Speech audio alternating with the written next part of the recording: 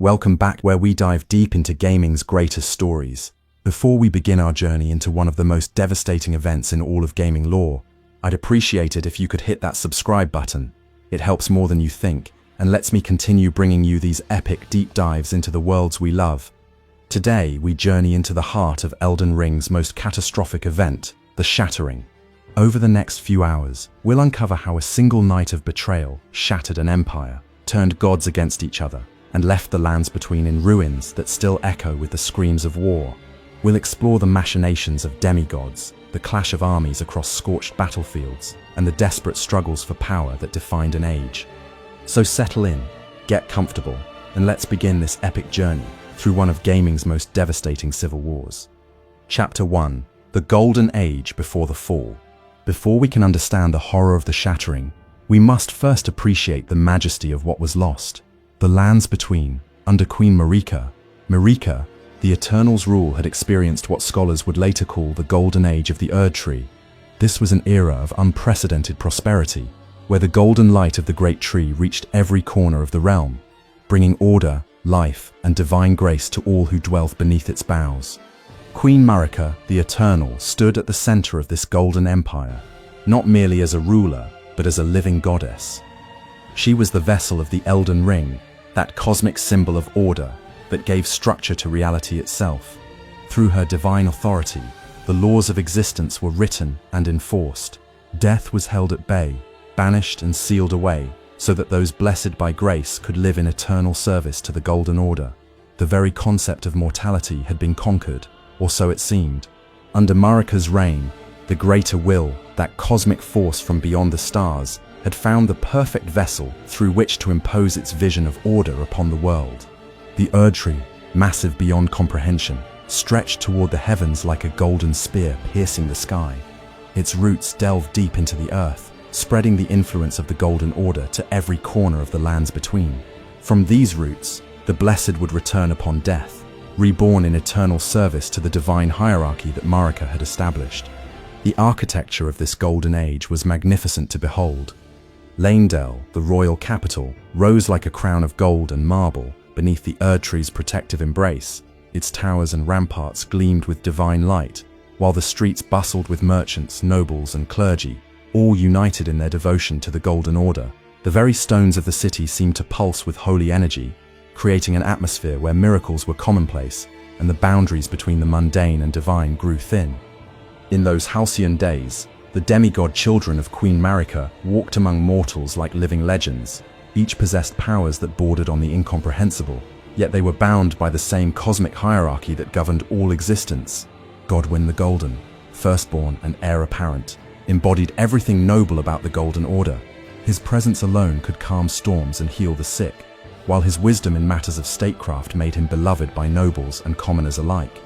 The military might of this golden empire was embodied in the figure of Godfrey, first Elden Lord and Marika's consort, a warrior king, whose strength was matched only by his honor. Godfrey had carved out the borders of the lands between, through conquest and diplomacy, in equal measure. His armies, blessed by grace and guided by divine providence, had never known defeat. The Crucible Knights who served as his elite guard were living weapons, each one capable of feats that would later be remembered as mythology. Under Godfrey's military leadership, the chaotic forces that had once threatened civilization were either destroyed or brought into the fold. The ancient dragons, those primordial beings who had ruled the skies since time immemorial, were defeated, and their survivors integrated into the Golden Order's hierarchy. The storm that had raged above Stormvale Castle for centuries was finally calmed, its winds harnessed to serve the realm rather than threaten it. Yet even in those golden days, subtle cracks were beginning to show in the foundation of paradise. The very perfection of the Golden Order created its own problems. A society without death was also a society without renewal, where mistakes could not be buried and grudges could fester for centuries. The rigid hierarchy that brought stability also stifled innovation and change, creating pressure that built like steam in a sealed vessel. The exile of those who live in death had been one of Marika's earliest and most controversial decisions. These were beings who, through accident or design, existed in a state between life and death, neither fully alive nor properly deceased. To maintain the purity of the Golden Order's vision, They were banished to the shadowy margins of society, forbidden from participating in the glorious civilization that bloomed above ground. This created an entire underclass of the dispossessed, beings whose very existence was seen as an affront to cosmic law. The relationship between the Golden Order and the ancient knowledge it had displaced was another source of tension. The sorceries of Raya Lucaria, the primal incantations of the Crucible, and the star-based magic of the Carians all represented ways of understanding and manipulating reality that predated the Greater Will's influence. While these traditions had been officially integrated into the New Order, their practitioners often found themselves constrained by religious dogma that limited their research and experimentation. Queen Marika herself was perhaps the most conflicted figure in this golden hierarchy. As the goddess who embodied the Greater Will's power, she was expected to be perfect, unchanging, and utterly devoted to cosmic law. Yet she remained at her core, a being who had once been mortal, with all the emotions and contradictions that entailed.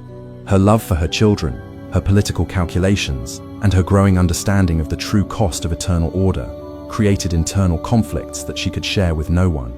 The marriage to Radagon represented both the height of the Golden Order's power and the beginning of its internal contradictions.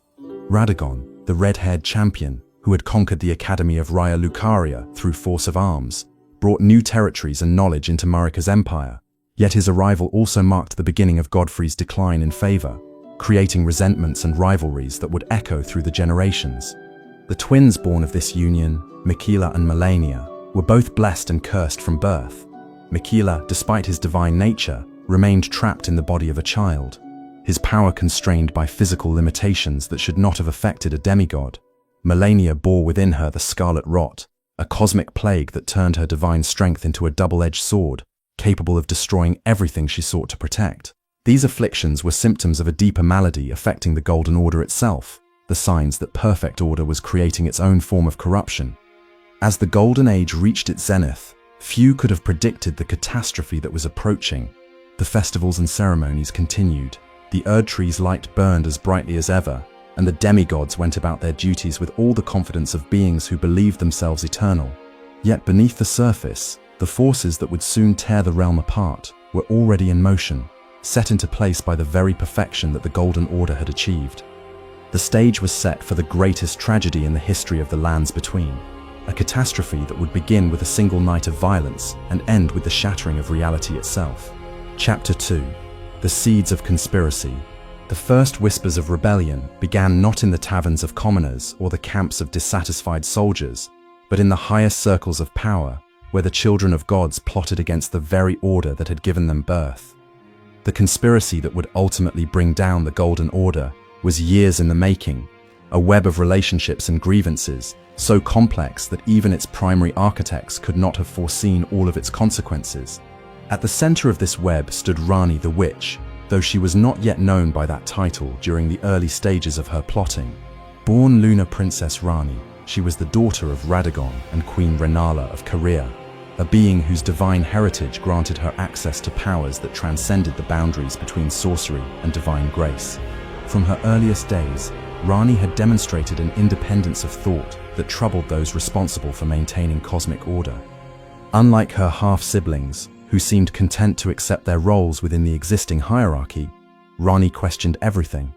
She studied the ancient texts that predated the Golden Order, learning of civilizations and cosmic arrangements that had existed before the Greater Will's influence had reshaped reality. These forbidden studies revealed to her that the current order was not eternal or inevitable, but merely one possible arrangement among many, and one that came at a cost that few understood.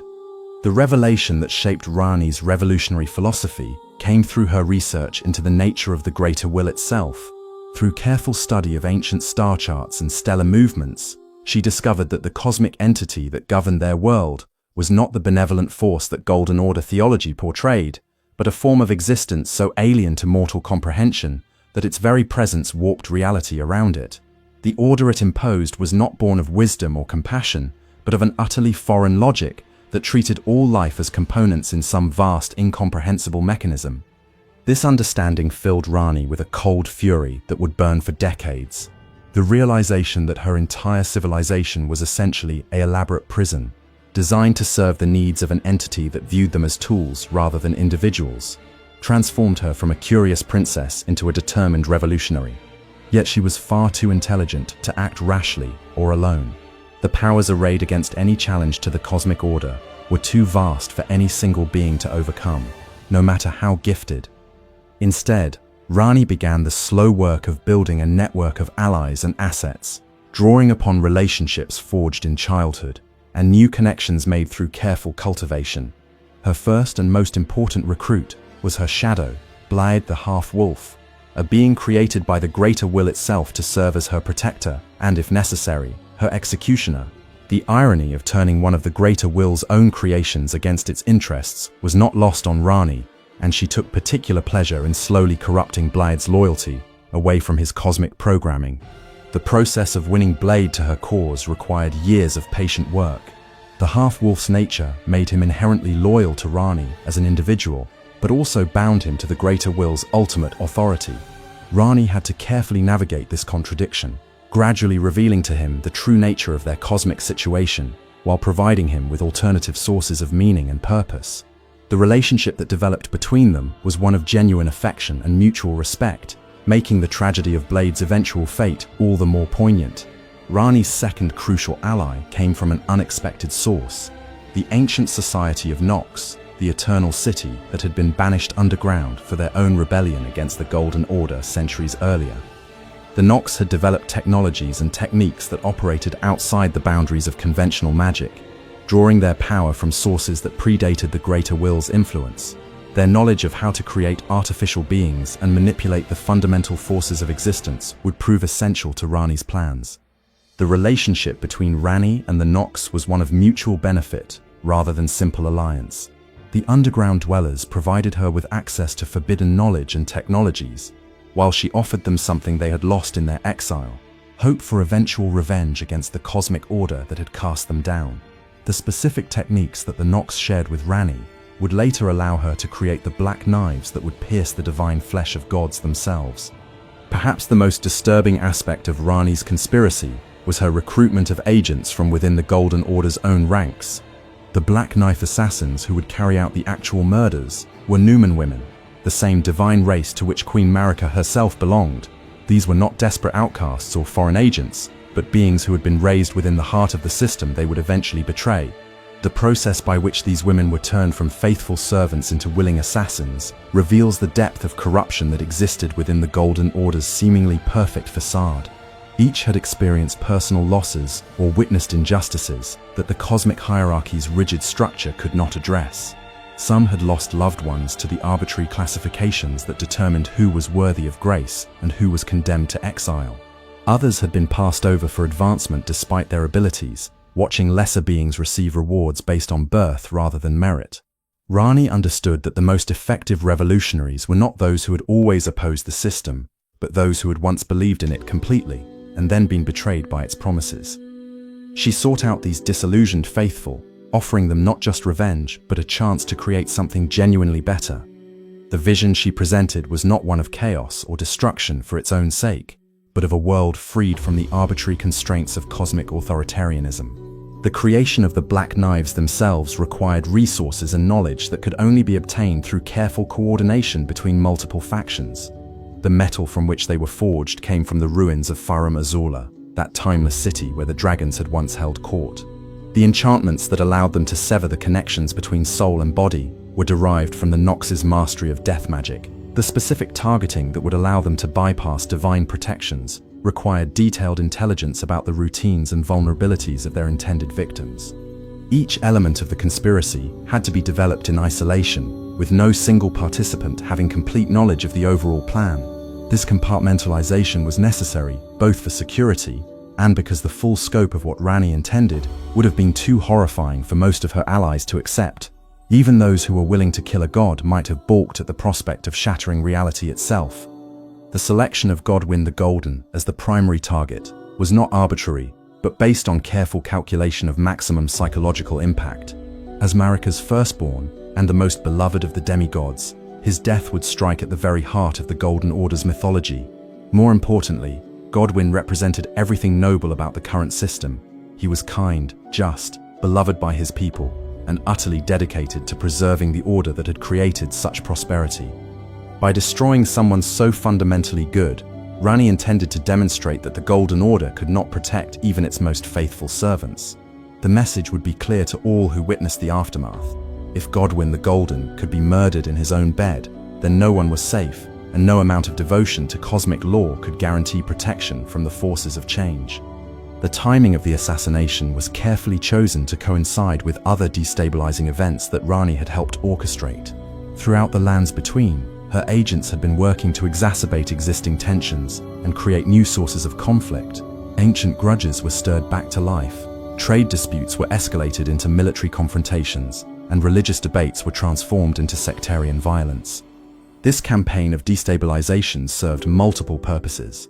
It drew attention away from the main conspiracy, making it harder for Marika's agents to detect the approaching threat. It also created an atmosphere of general unrest that would make the assassination seem like part of a larger pattern, rather than an isolated incident. Most importantly, it ensured that when the moment of crisis arrived, the Golden Order's leadership would be too distracted by multiple simultaneous problems to respond effectively. The psychological preparation required for such a massive undertaking cannot be underestimated. Rani and her co-conspirators were not merely planning to commit murder, but to deliberately trigger a cosmic catastrophe that would destroy everything they had ever known. The weight of that responsibility required a level of moral certainty that few beings could sustain without losing their sanity entirely. Rani's ability to maintain her resolve throughout years of preparation reveals the depth of her conviction that the current order was fundamentally evil. She had seen through the golden facade to the mechanisms of control and exploitation that lay beneath, and concluded that no reform was possible. Only complete destruction could clear the way for something better. Whether history would vindicate this terrible judgment remained to be seen. As the night of destiny approached, all the pieces were finally in place.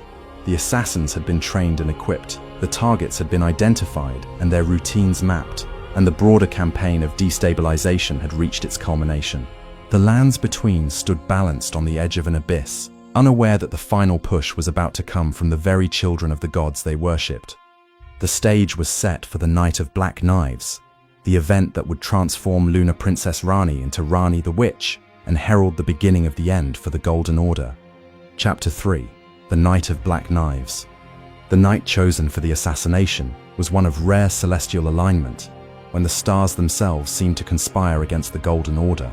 Ancient astronomical charts studied in secret by Rani's scholars had identified this particular evening as one when the barriers between different planes of existence would be at their thinnest. It was a night when even divine protections might prove vulnerable to weapons forged in defiance of cosmic law. Across the lands between, the Black Knife assassins moved like shadows given deadly purpose. These Numen women, trained in techniques that predated the Golden Order's influence, had spent months learning the routines of their targets and the layout of every castle, fortress, and sacred site they would need to infiltrate. Each carried weapons that should not have been able to exist, blades that could cut the very bonds between soul and flesh, severing connections that divine power was supposed to make eternal. The creation of these weapons had required sacrifices that would have horrified even those who wielded them. The metal had been harvested from ruins where reality itself had been wounded, places where the fabric of existence remained permanently scarred by ancient conflicts. The enchantments that gave them their terrible power had been purchased with prices that the Nox had paid in their own blood and sanity, knowledge that had cost them their place in the world above. Queen Marika's palace complex in Leyndell had been designed to be impregnable, protected by layers of both physical and metaphysical defenses that should have made any assault impossible. Walls that had been blessed by the greater will itself rose like golden cliffs around the royal quarters, while guards chosen for their absolute loyalty patrolled every corridor and courtyard. More importantly, the entire complex existed within a bubble of divine grace, so concentrated that hostile magic simply could not function within its boundaries.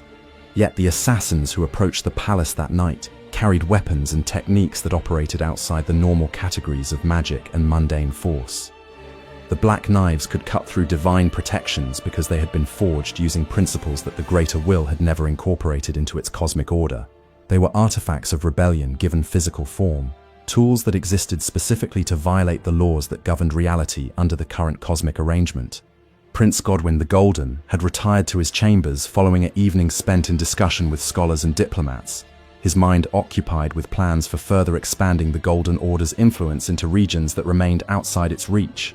As always, his thoughts were focused on how to bring the benefits of cosmic order to those who still lived in chaos and ignorance.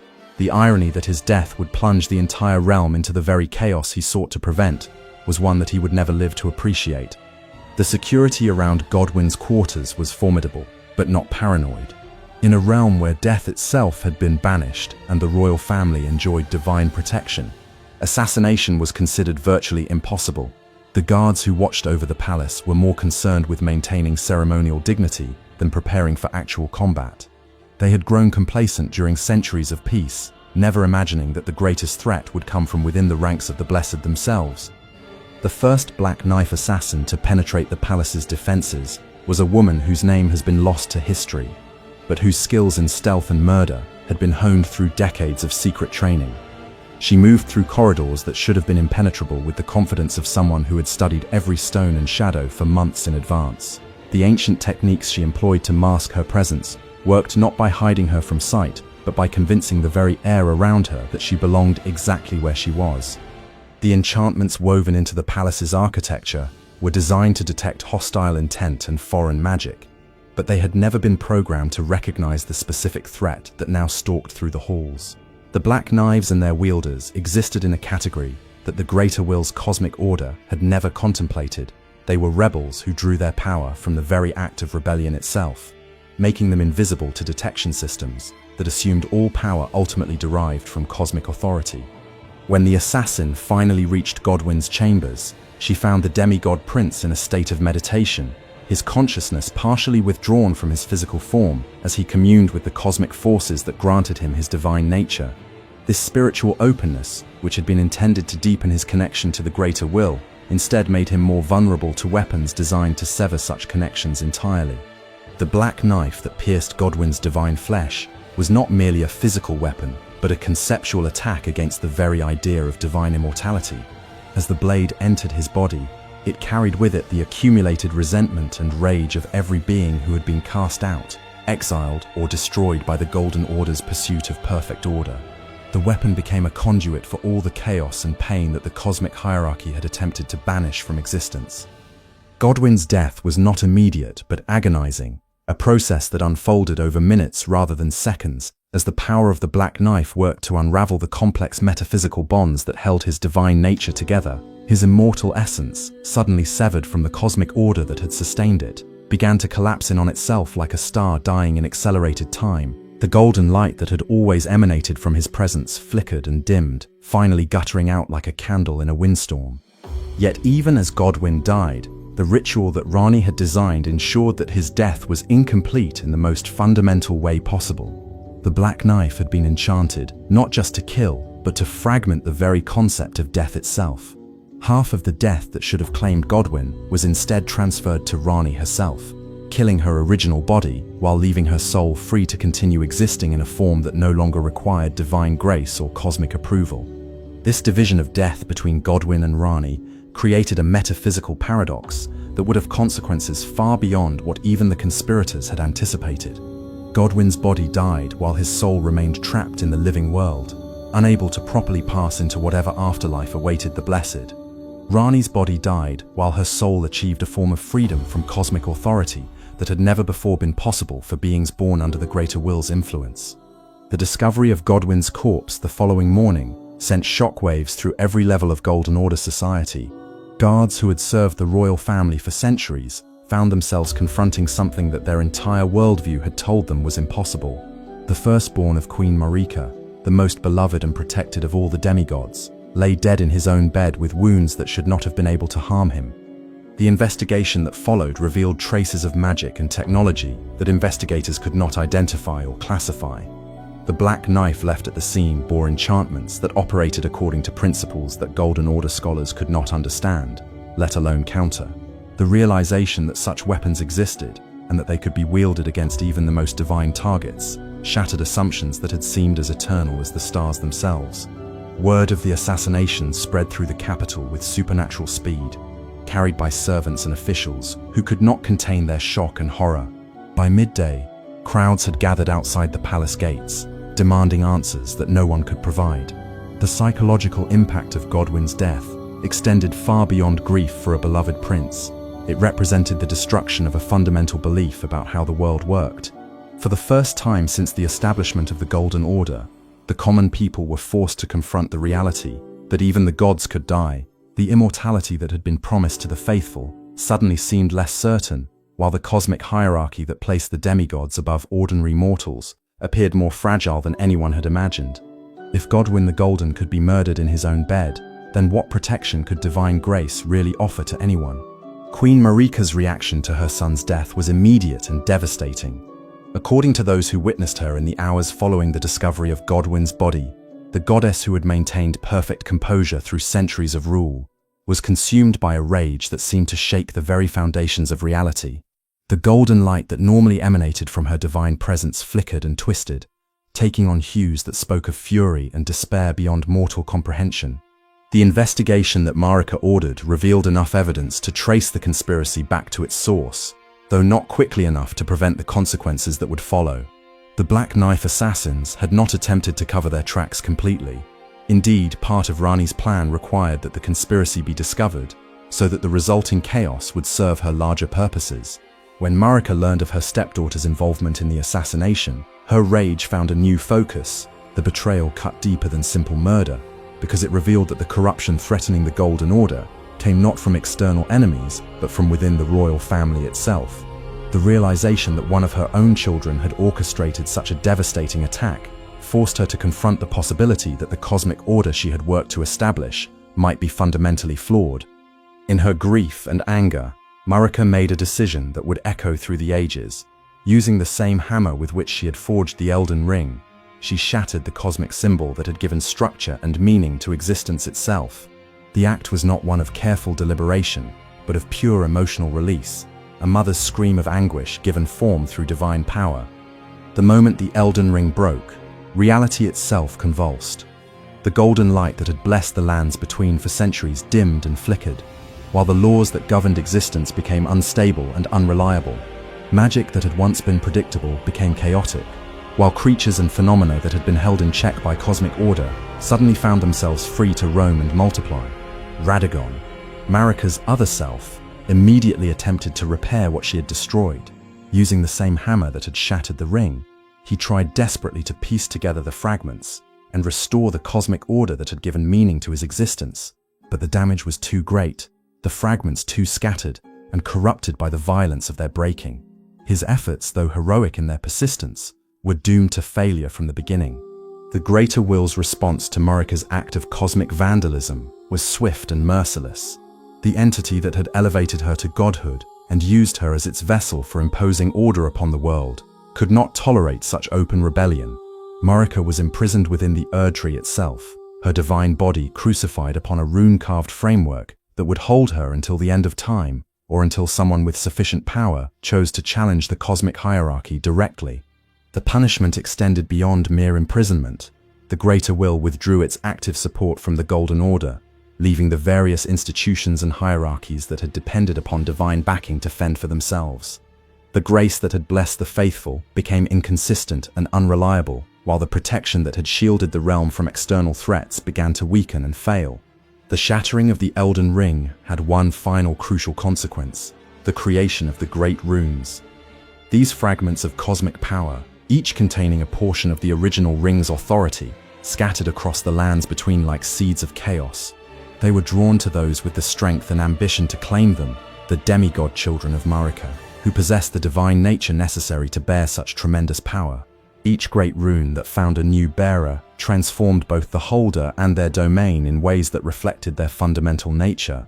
Godric's fragment enhanced his ability to graft the strength of others onto himself, turning his desperate hunger for power into a supernatural compulsion. Radon's Rowan amplified his already formidable strength while binding him more tightly to his role as protector of the realm. The Knight of Black Knives had accomplished everything that Rani had intended, and more. The assassination of Godwyn had triggered a cascade of consequences that would ultimately destroy the Golden Order entirely. Yet as she watched the chaos unfold from her hiding place in the ruins of her former life, even Rani could not have anticipated the full scope of the catastrophe that she had unleashed upon the world. The Age of Gods was ending, and the Age of War was about to begin. Chapter 4. The Great Runes. Scatter. In the immediate aftermath of the Elden Ring Shattering, the lands between experienced phenomena that defied all previous understanding of how reality was supposed to function. The cosmic order that had governed existence for centuries simply ceased to exist in any reliable form, leaving behind a world where the laws of nature fluctuated like tides and magic responded to will and emotion, rather than careful study and preparation. The Great Runes, those fragments of ultimate cosmic authority, did not scatter randomly across the realm, but sought out bearers with an almost intelligent purpose. Each fragment seemed to recognize something in its chosen host, a compatibility of nature that would allow the rune's power to manifest most fully. The selection process was not based on worthiness or moral character, but on the fundamental nature of each potential bearer and their capacity to embody the specific aspect of cosmic order that the rune represented. Godric, the Golden, last scion of the Golden lineage and ruler of Stormveil Castle, received a great rune that amplified his existing obsession with strength and power. Even before the Shattering, Godric had been known for his practice of grafting, surgically attaching the limbs and organs of defeated enemies to his own body in an attempt to accumulate their strength and abilities. The Great Rune transformed this disturbing hobby into a supernatural compulsion that would ultimately consume his humanity entirely. The rune's influence warped Godric's perception of reality, convincing him that he was destined to become the greatest of all beings through the accumulation of power from others.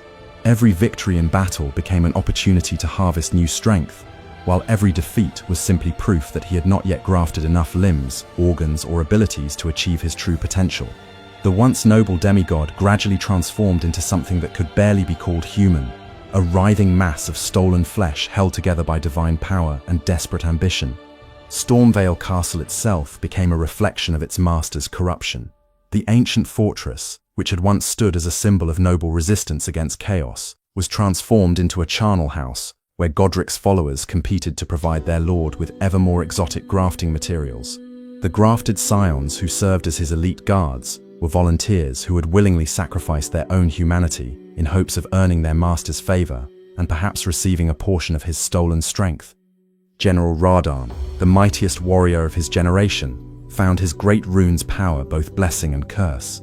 The fragment that came to him enhanced his already legendary strength to cosmic proportions, allowing him to hold back the very stars in their courses. Yet this same power bound him ever more tightly to his role as protector of the realm, creating obligations that he could not abandon even when they began to destroy everything he sought to defend. Radahn's mastery of gravity magic, which had once allowed him to ride his beloved horse, Torrent, despite his enormous size, was amplified beyond all reasonable bounds by his great rune's influence. He could manipulate the fundamental forces that held reality together, stopping the movement of celestial bodies that had threatened to crash into the world below. Yet this cosmic responsibility came at a terrible cost, requiring him to maintain constant vigilance and never allowing him to rest or attend to other duties. The warrior who had once been known for his honor and nobility found himself increasingly isolated by the very power that made him indispensable. His followers worshipped him as a living god, but they could no longer approach him safely due to the gravitational distortions that surrounded his presence. Radahn became a prisoner of his own strength, trapped in a role that demanded everything he could give, while offering nothing in return except the knowledge that his sacrifice was necessary to prevent cosmic catastrophe. The scarlet rot that had plagued Malenia since birth found new expression through her great rune's power. The goddess of war, already feared for her skill with the blade, became something far more terrifying, a living embodiment of corruption and decay, whose very presence could transform fertile lands into toxic wastelands. The rune amplified not just her martial abilities, but the cosmic plague that she carried, turning her into a weapon of mass destruction that she could barely control. Malenia's relationship with her great rune was perhaps the most tragic of all the demigods' experiences. The power it granted her was immense, but it came at the cost of accelerating the very condition that had tormented her since childhood. Every use of her enhanced abilities spread the scarlet rot further through her divine form, bringing her closer to the day when she would lose herself entirely to the corruption she embodied. The blade techniques that made Malenia the most feared warrior in the lands between were transformed by her rune into something that transcended mere swordsmanship. She could move faster than thought itself, striking with precision that made mockery of any defense. Yet each battle left her more corrupted, more distant from the noble warrior she had once been. The great rune that should have been her greatest asset became the instrument of her own gradual destruction. Miquella the Unalloyed received a great rune that amplified his already considerable abilities as a healer and creator, but it could not address the fundamental curse that kept his divine form trapped in the body of a child. The power to create new forms of magic and develop techniques that could cure previously incurable ailments became his compensation for physical limitations that even cosmic authority could not overcome. The Harlig tree that Miquella grew as an alternative to the corrupted Erd tree represented both the height of his achievement and the depth of his tragedy. Using his great rune's power, he created a living symbol of hope that could provide sanctuary for those cast out by the Golden Order's rigid classifications. Yet the tree required constant nurturing and attention that only he could provide, trapping him in a cocoon of responsibility that prevented him from ever achieving the maturity he desperately sought. Miquella's followers, drawn to his message of acceptance and healing, established communities around the Harlig tree that embodied ideals the Golden Order had claimed to represent, but never truly achieved. These settlements became refuges for those who live in death, for albinorics rejected by mainstream society, and for anyone whose existence challenged the rigid categories that the Greater Will had imposed upon reality. Yet even this sanctuary carried the seeds of its own destruction, as Miquella's eternal childhood made him vulnerable to those who would exploit his power for their own ends. Rykard, Lord of Blasphemy, found in his great rune an enhancement of appetites that had already begun to consume his sanity. The scholarly demigod, who had once served as a fair and just administrator of Golden Order law, was transformed into something that existed primarily to devour and corrupt. His rune amplified his hunger for forbidden knowledge and power until it became a literal force of consumption that warped both his physical form and his spiritual essence. The volcano manor that served as Rykard's stronghold became a center for research into forms of magic that violated the fundamental laws governing reality itself. The knowledge that Rykard's scholars pursued was not merely forbidden, but actively dangerous to sanity and existence, drawn from sources that predated the current cosmic order and operated according to principles that were fundamentally hostile to life as it was commonly understood. Rykard's ultimate fusion with the Great Serpent represented the logical conclusion of his rune-enhanced obsessions. No longer content to merely study blasphemous power, he became a living embodiment of it, transforming into a being whose very existence challenged the cosmic order's authority. The serpent's hunger became his hunger, while his divine intelligence became the serpent's cunning, creating a hybrid consciousness that embodied the worst aspects of both its component parts. Mohg, Lord of Blood, discovered that his great rune enhanced his already unsettling ability to manipulate blood and the life force it contained. The demigod who had been exiled to the underground sewers for his omen nature found in his cosmic fragment the power to create an entirely new form of existence based on principles that the Golden Order had declared fundamentally evil. The Mogwin Palace that Mohg established in the deepest reaches of the underground became a mirror image of the Golden Order's surface hierarchy, but one that embraced all the aspects of existence that the cosmic authority had attempted to banish.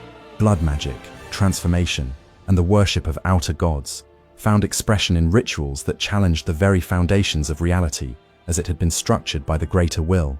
Mohg's obsession with his sleeping half-brother Miquella represented more than simple desire for power or affection. The Lord of Blood recognized in the Unalloyed's eternal slumber an opportunity to fundamentally alter the nature of divine existence itself. Through blood magic, enhanced by his great rune, Mohg sought to create a new form of godhood that would be free from the constraints that had limited all previous cosmic arrangements. The dispersal of the great runes created not just individual transformations, but a fundamental alteration in how power itself functioned within the lands between. The rigid hierarchy that had previously channeled all authority through Queen Marika and the Greater Will was replaced by a chaotic distribution of cosmic power among beings who had no experience in wielding such forces responsibly. Each rune-bearer found themselves suddenly elevated to a level of influence that they were not prepared to handle. The careful balance of power that had maintained stability for centuries was replaced by a situation where multiple beings possessed the ability to reshape reality according to their personal vision, with no higher authority capable of mediating between their conflicting desires. The domains controlled by each great rune-bearer began to reflect their holder's nature and obsessions in increasingly extreme ways. Khalide, under the influence of Malania's corruption, was transformed from fertile farmland into a hellscape of scarlet rot and mutated creatures. Limgrave, dominated by Godric's grafting experiments, became a hunting ground where the strong preyed upon the weak in an endless cycle of predation and consumption. The Academy of Raya Lucaria, though not directly controlled by any single great rune-bearer, found itself caught between competing influences as different factions within the scholarly community aligned themselves with various demigods. The pursuit of knowledge that had once been guided by careful methodology and ethical constraints was replaced by desperate research into increasingly dangerous subjects as scholars sought power that could protect them in the new chaotic order. The common people of the lands between, those without divine heritage or cosmic authority, found themselves trapped in a world that had become fundamentally hostile to ordinary existence. The grace that had once protected them became unreliable, while the laws that had governed their daily lives ceased to function in any predictable manner.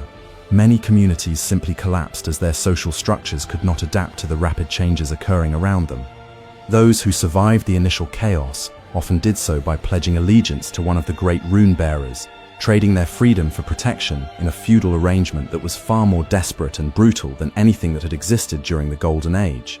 The demigods, consumed by their own enhanced obsessions and struggling to understand their new powers, had little attention to spare for the welfare of their followers beyond their immediate utility as resources or tools. The breakdown of centralized authority also meant the breakdown of the systems that had maintained infrastructure and trade throughout the realm. Roads that had been carefully maintained for centuries fell into disrepair, while the merchant networks that had connected distant regions collapsed as travel became too dangerous for anyone without military protection. The prosperity that had been the Golden Order's greatest achievement crumbled along with everything else. Yet perhaps the most profound change brought about by the Great Rune's dispersal was the alteration in how death itself functioned within the realm. Marika's original banishment of the destined death had created an artificial stability that was now irretrievably broken.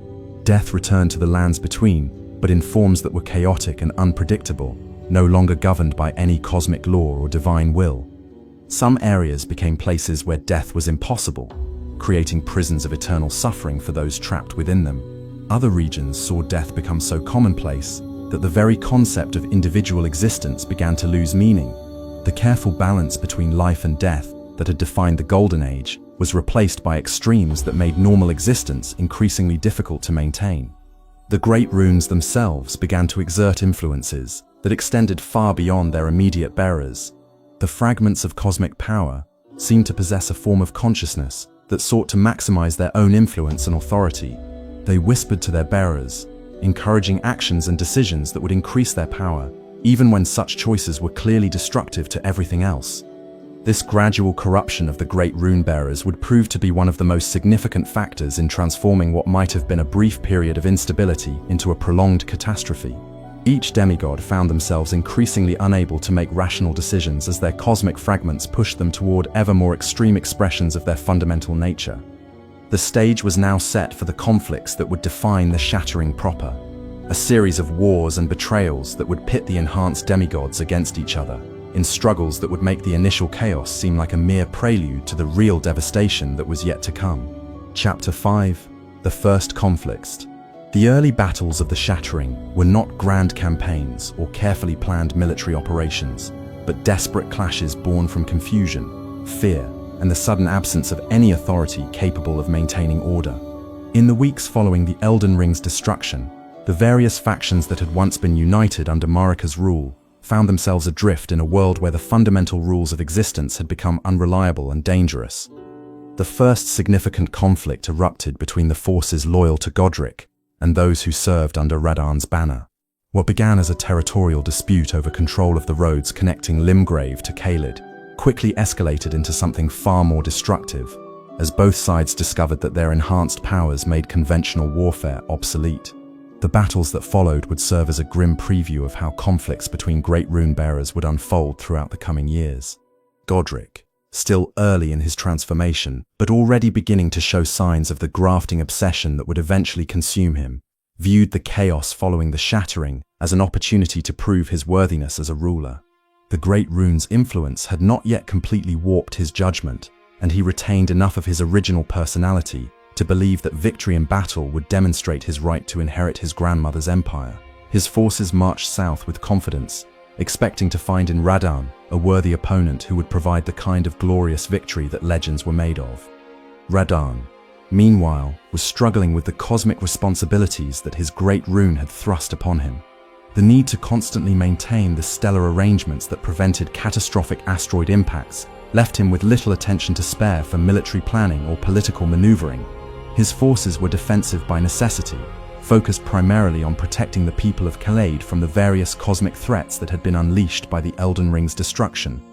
The first engagement between these armies took place at what would later be known as the Wailing Dunes, a stretch of desert that had once been fertile farmland before the Shattering's chaos had transformed it into a wasteland of shifting sand and buried ruins. The battle began conventionally enough, with cavalry charges and archer volleys that would have been familiar to warriors from any previous age. But as the conflict intensified and both sides began to draw upon their enhanced abilities, the very nature of warfare itself began to change. Godrick's grafted warriors demonstrated capabilities that should have been impossible for mortal beings. Soldiers who had voluntarily submitted to their lord's surgical modifications moved with the speed of wild beasts, while retaining the tactical intelligence of trained fighters. Some had been given additional arms that allowed them to wield multiple weapons simultaneously, while others had received enhanced senses that made them nearly impossible to surprise or outflank. Yet even these enhanced forces found themselves struggling against the cosmic power that Radahn could bring to bear. The gravity magic that had once allowed him to ride his horse despite his enormous size was now strong enough to manipulate entire battlefield formations. Enemy cavalry charges were stopped in mid-air, as their horses found themselves unable to move forward against gravitational fields that felt like walls of solid stone. Infantry formations that attempted to advance uphill discovered that uphill had suddenly become a relative concept, as local gravity reversed itself. The psychological impact of these supernatural displays was perhaps more important than their immediate tactical effects. Soldiers on both sides found themselves confronting forms of warfare that their training and experience had never prepared them for. Men who had faced down dragons and giants without flinching broke and ran when they saw their comrades floating helplessly in the air, or watched their weapons refuse to fall when dropped.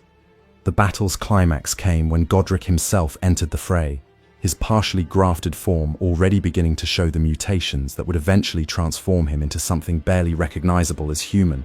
The strength he had stolen from dozens of defeated enemies allowed him to fight with power that rivaled his divine heritage, while the additional limbs he had grafted onto his torso gave him capabilities that no conventional warrior could match.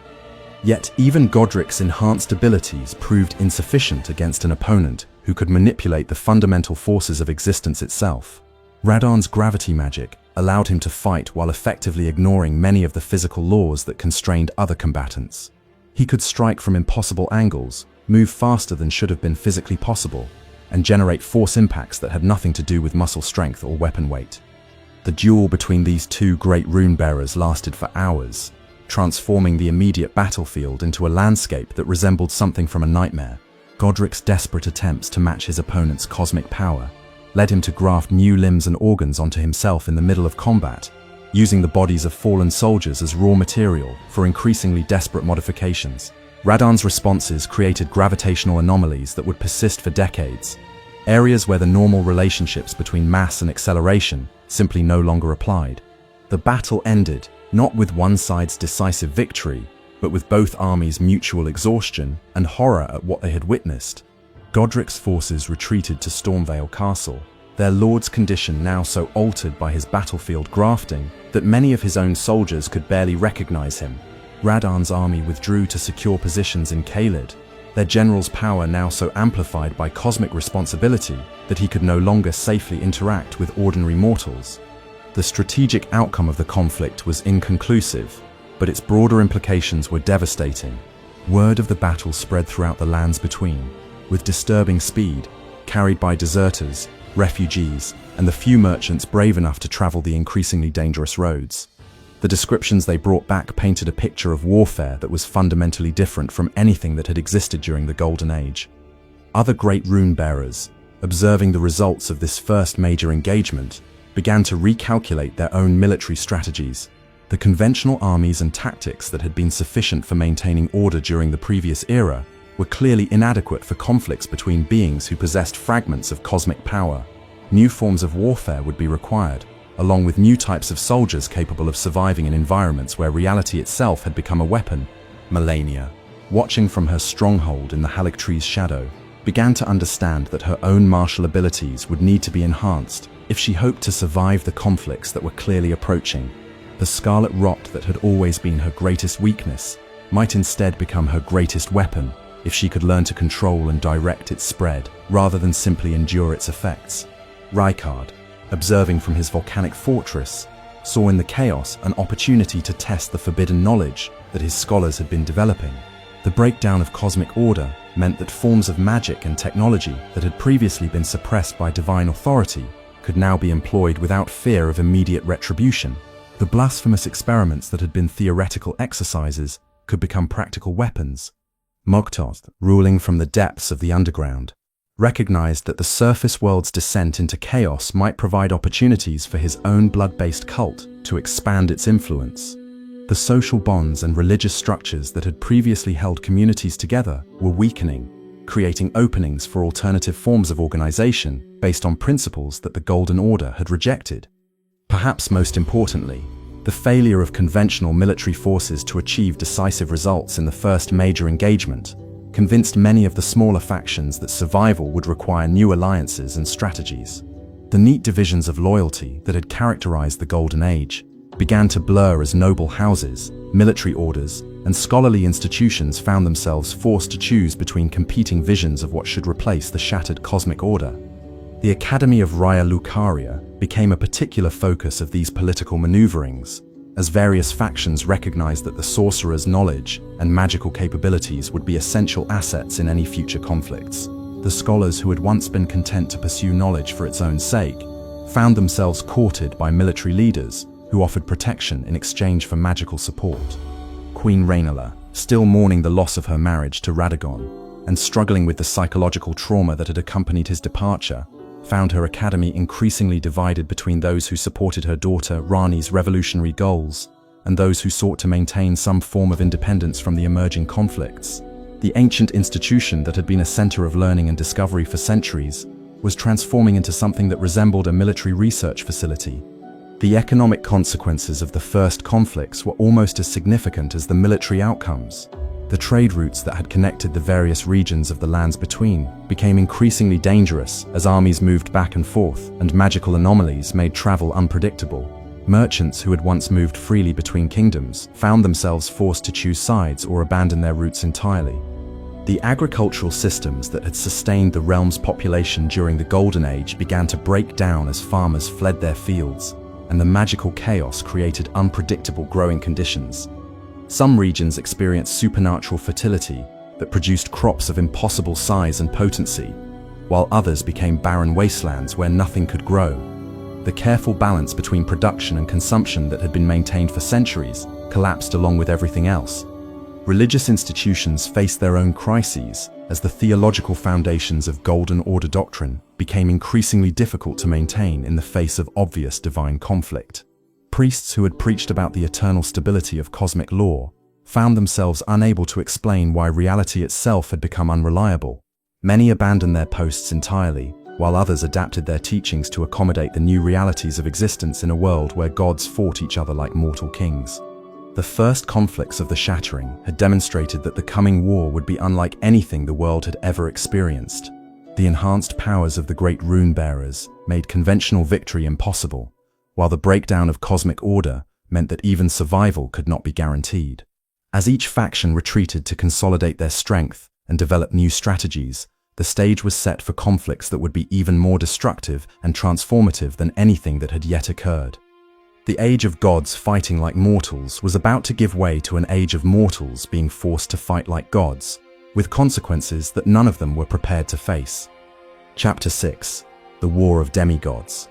The conflicts that followed the initial skirmishes were not merely enlarged versions of conventional warfare, but entirely new forms of destruction that reflected the cosmic powers unleashed by the Great Rune's influence.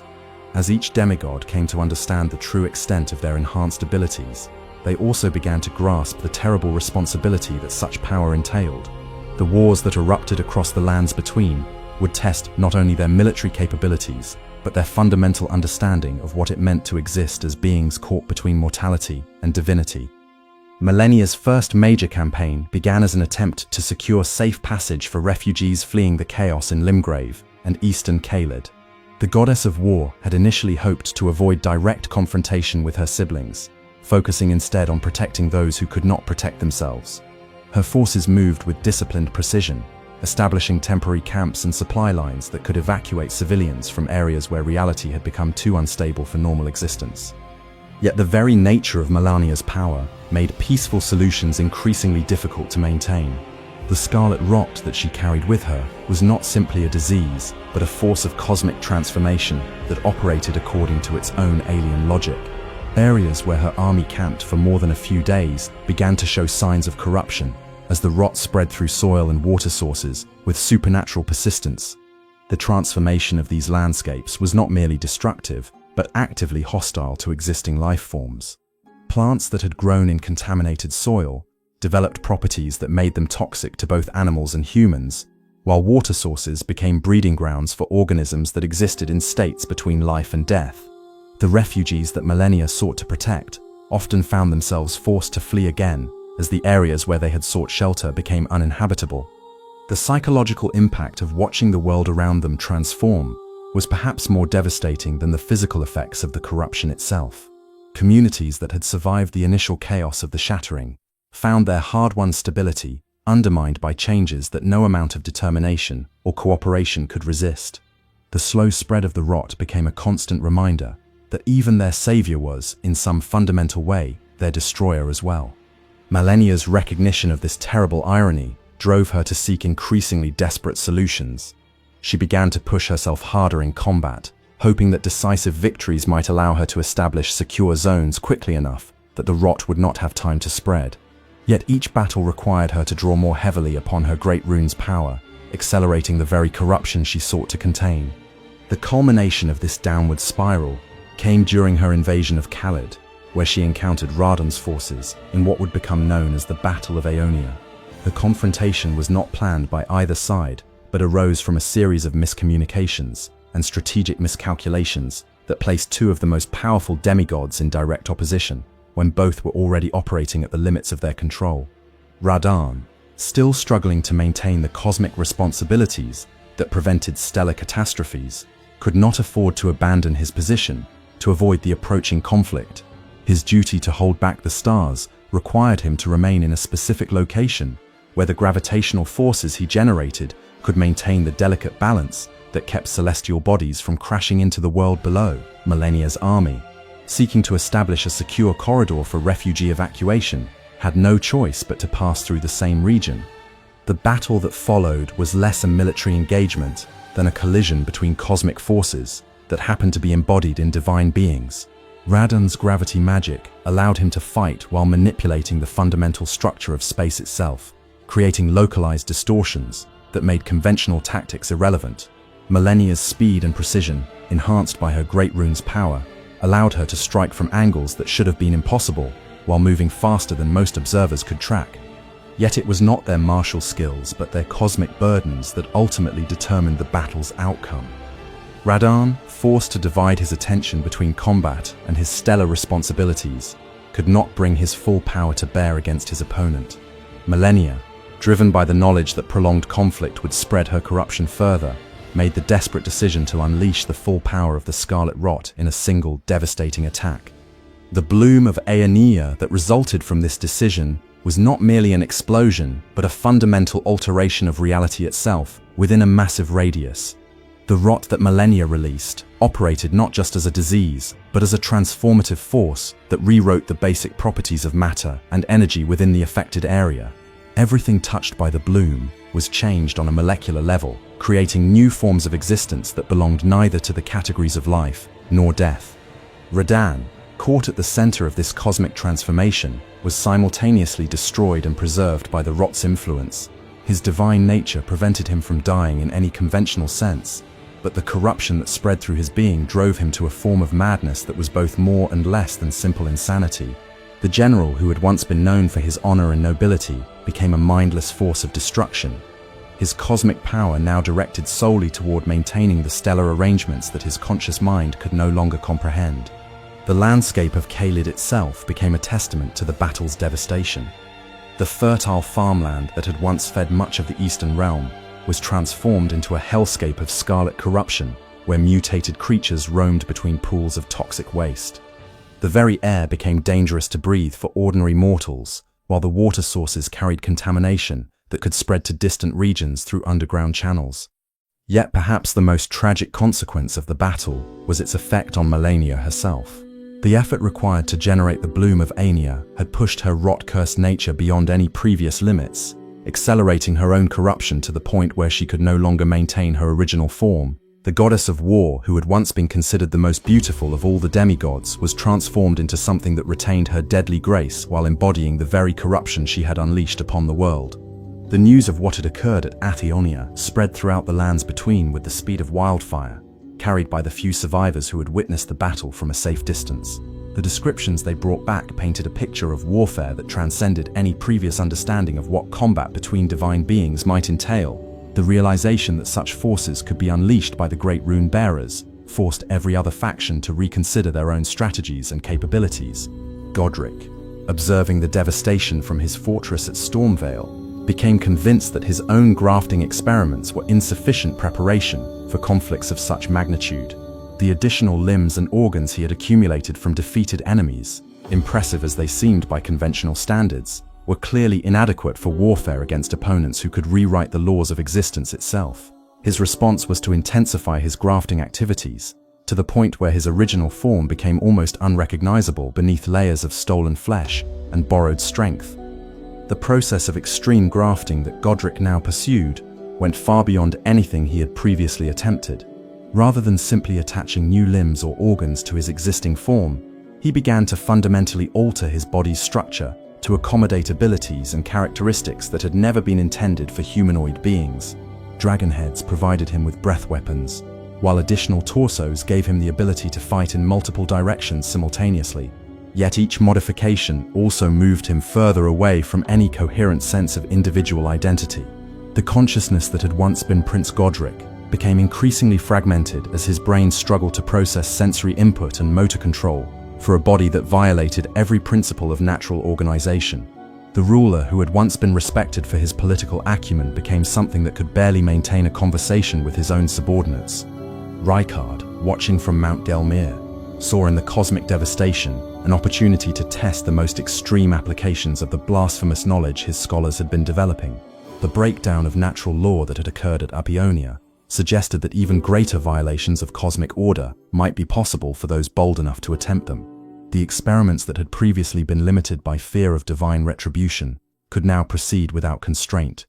The research conducted at Volcano Manor during this period pushed the boundaries of acceptable knowledge far beyond anything that had been attempted during the Golden Age. Rykard's scholars began to investigate forms of magic that drew their power from sources antithetical to existence itself, techniques that operated by negating rather than manipulating the fundamental forces that held reality together.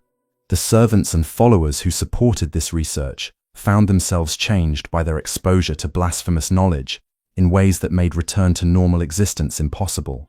The transformations they underwent were not merely physical, but ontological, altering their fundamental nature in ways that placed them outside the categories of existence that had previously defined the boundaries between life and death, order and chaos. Moog, ruling from the deepest reaches of the underground realm, recognized that the surface world's descent into cosmic warfare had created opportunities for his blood-based cult to expand its influence far beyond anything that had been possible during the previous age. The social bonds and religious structures that had previously held communities together were dissolving, creating openings for alternative forms of organization based on principles that the Golden Order had rejected. The blood magic that Moog practiced operated according to principles that were fundamentally different from either the Golden Order's divine authority or the various forms of sorcery that had been developed by other factions.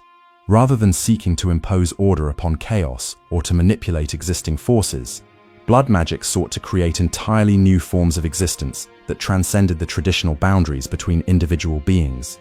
The rituals conducted in Mogwin Palace during this period were designed not simply to grant power to their participants, but to fundamentally alter their relationship to existence itself.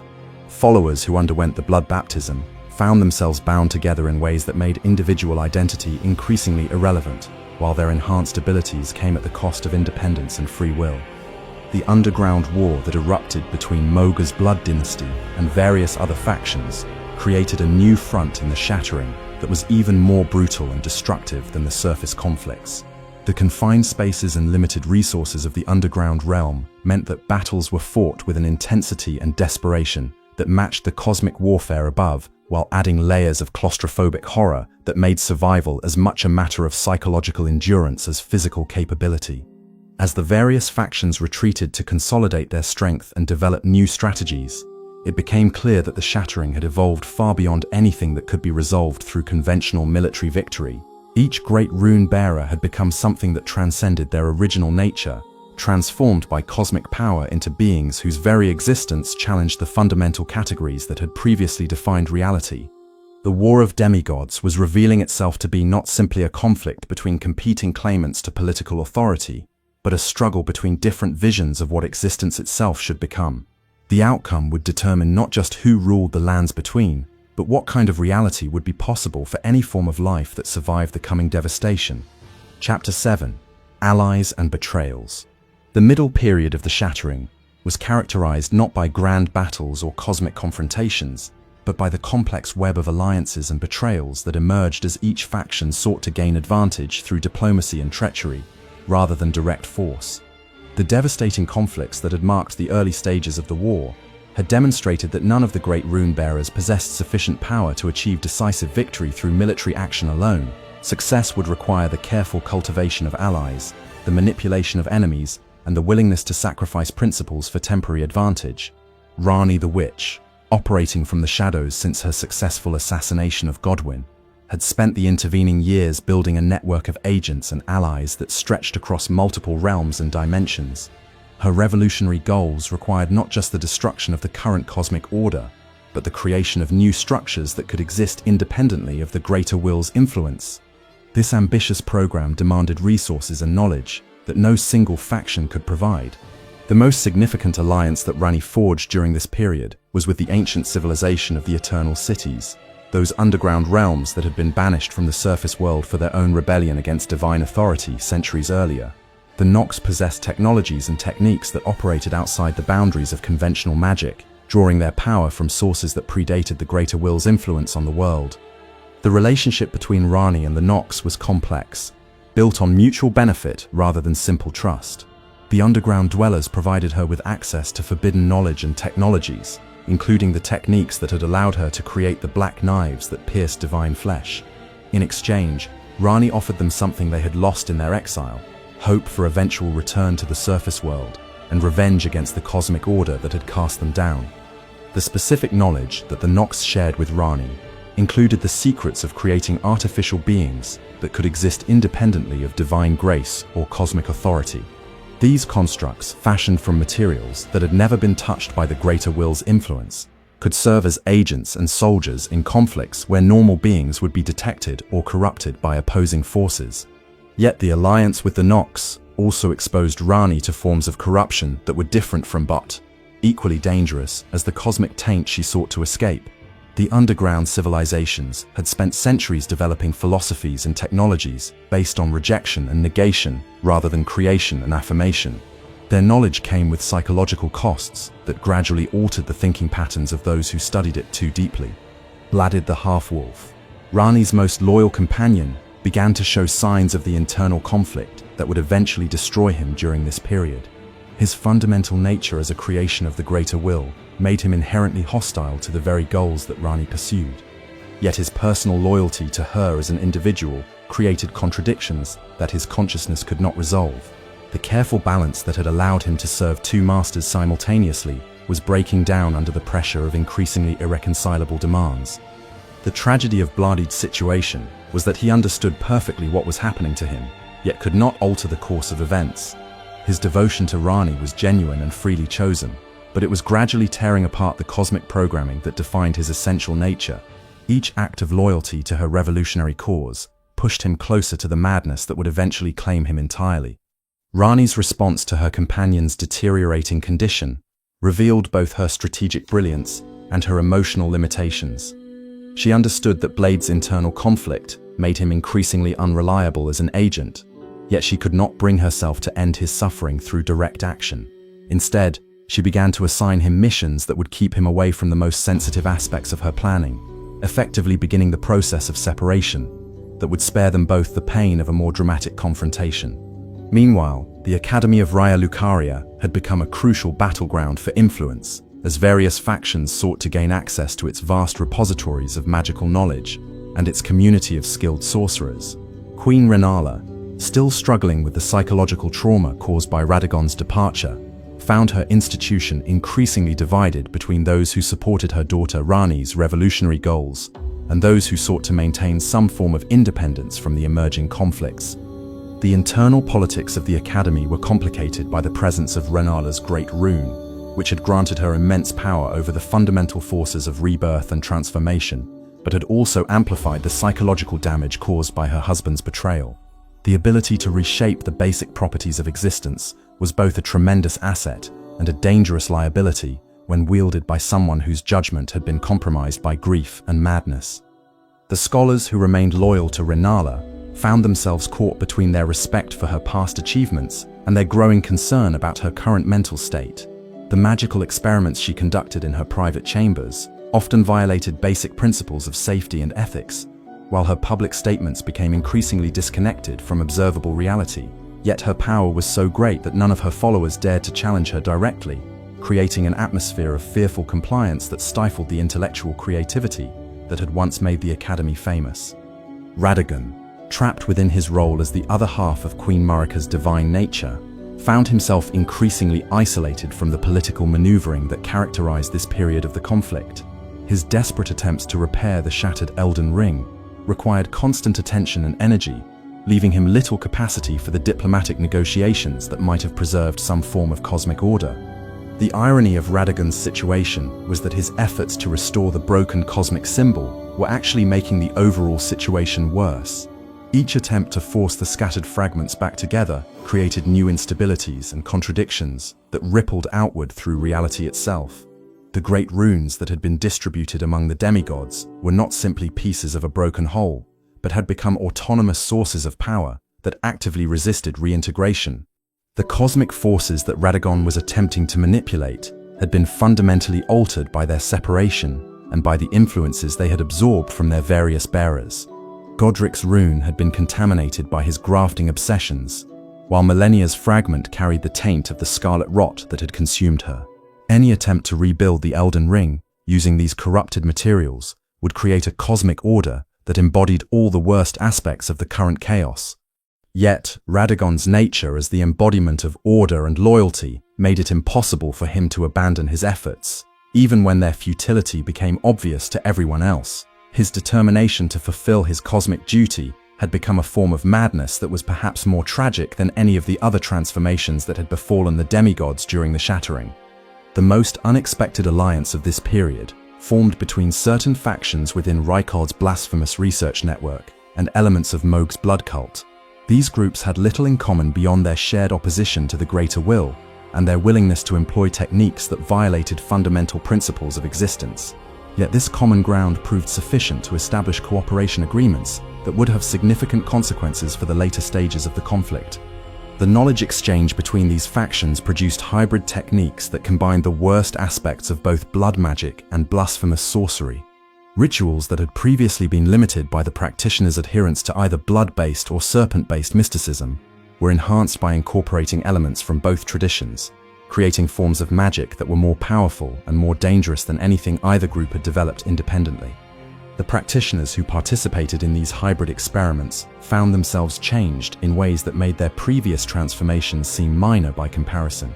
The combination of blood corruption and blasphemous knowledge created alterations that affected not just their physical forms and mental processes, but their fundamental relationship to existence itself. They became beings that belonged fully to neither life nor death, order nor chaos, but existed in states that challenged the basic categories used to define reality. The weapons and techniques that emerged from these collaborative efforts represented applications of power that should have been impossible within the cosmic framework established by the Elden Ring. The fact that they functioned at all demonstrated how thoroughly the Shattering had destabilized the laws that governed reality, creating opportunities for forces that had been suppressed since the beginning of recorded history. Miquella's attempts to remain neutral during this period were complicated by the increasing demands placed upon his sanctuary by refugees from the various conflicts. The Halig tree, that he had grown as an alternative to the corrupted Erd tree, was becoming overcrowded with displaced populations, who brought with them not just their immediate needs for food and shelter, but also their political loyalties and ethnic conflicts from the regions they had fled. The philosophical ideals that Mikia had embedded in his sanctuary's structure were designed to promote healing and acceptance, but they were not equipped to handle the practical realities of governing a diverse population during wartime. Albinorics, who had been persecuted by human communities, found themselves housed alongside the same humans who had driven them from their homes. Those who live in death, seeking refuge from the Golden Order's attempts at purification, were forced to coexist with faithful believers who viewed their very existence as an abomination. The tensions that developed within Miquella's sanctuary reflected the broader contradictions that plagued all attempts to create alternatives to the shattered cosmic order. The young demigod's vision of universal acceptance was noble in theory, but it required a level of forgiveness and cooperation that few beings were capable of achieving, especially when they had recently experienced trauma and loss on a massive scale. The most serious threat to Miquella's neutrality came from his half-brother Mokog's growing obsession with claiming him as a consort for some dark ritual that would fundamentally alter the nature of divine existence. The Lord of Blood had become convinced that Miquella's eternal youth and purity made him the perfect vessel for a new form of godhood that would be free from the constraints imposed by the greater will. Moth's agents began to infiltrate the Halig tree's refugee populations, using the sanctuary's own ideals of acceptance against it. The blood cult's techniques of persuasion and corruption were subtle enough to avoid detection by Miquella's guardians, while the chaos of managing a massive refugee population provided cover for activities that would have been immediately noticed under normal circumstances. The corruption that Mohg's presence brought to the sanctuary was not immediately obvious, but it spread through the population like a slow poison. Refugees who had come seeking healing and peace found themselves drawn into philosophical discussions that gradually undermined their faith in conventional morality. The blood magic techniques that Mohg's agents taught were presented as forms of self-defense and empowerment rather than tools of corruption and control. Yet perhaps the most insidious aspect of Mohg's infiltration was his exploitation of Miquella's own psychological vulnerabilities. The young demigod's eternal childhood had left him emotionally isolated from potential peers, while his divine responsibilities prevented him from forming normal relationships with mortals. Mohg's offers of partnership and understanding addressed genuine needs that Miquella's other allies could not fulfill. The gradual seduction of Miquella represented more than a personal tragedy. It threatened the only remaining source of hope for those who sought an alternative to the cosmic order, without embracing the various forms of corruption that characterized the other factions. If Miquella fell to Mohg's influence, then the possibility of redemption and renewal would be lost entirely, leaving only various forms of destruction and despair as options for the future. The betrayals that characterized this period of the Shattering were particularly devastating because they occurred between beings who had genuine emotional connections to each other. These were not simply political alliances broken for strategic advantage, but relationships built on love, loyalty, and shared ideals that were destroyed by the impossible pressures created by cosmic conflict. The deterioration of trust between former allies had consequences that extended far beyond the immediate political situation. Communities and institutions that had been held together by personal relationships began to collapse as leaders found themselves unable to guarantee the loyalty of their closest associates. The social fabric that had survived the initial chaos of the Shattering began to unravel as betrayal became an expected part of any significant interaction. Perhaps the most tragic aspect of these betrayals was that they were often motivated not by malice or greed, but by genuine philosophical differences about how to respond to the cosmic crisis. Former friends found themselves on opposite sides of fundamental questions about the nature of existence, freedom, and responsibility. The intensity of their previous bonds made their subsequent conflicts all the more bitter and destructive. The period of alliances and betrayals ultimately demonstrated that the Shattering had created problems that could not be solved through diplomacy or political maneuvering. The cosmic forces unleashed by the Elden Ring's destruction had altered the fundamental nature of existence in ways that made traditional forms of cooperation and compromise inadequate for addressing the challenges that faced all living beings. As this phase of the conflict drew to a close, it became clear that the next stage would require even more extreme measures and sacrifices. The careful balance of power that had emerged through negotiations and treaties was proving too unstable to maintain, while the underlying sources of conflict remained unresolved. The stage was set for confrontations that would make the previous betrayals seem minor in comparison to the devastation that was yet to come. Chapter 8: The Siege of Leyndell. The royal capital of Leyndell had stood as a symbol of divine authority and cosmic order for centuries, its golden walls and towers rising beneath the Erdtree's protective canopy like a crown jewel of civilization. Yet by the time the various factions of the Shattering turned their attention to the seat of imperial power, the great city had already begun to show signs of the decay that was spreading throughout the lands between. The divine protections that had once made Leyndell impregnable were failing as the cosmic order that sustained them continued to deteriorate.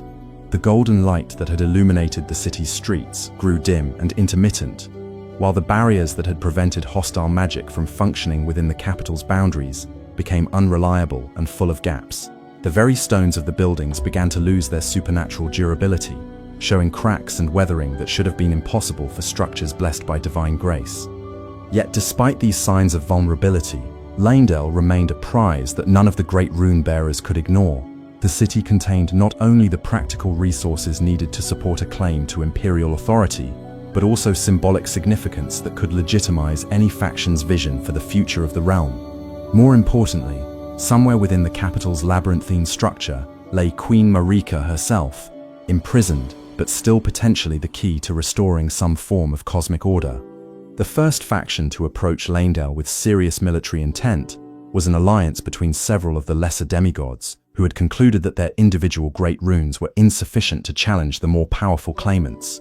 Led by figures whose names have been lost to history, but whose desperation matched their ambition, this coalition represented the last attempt to restore the Golden Order through conventional means.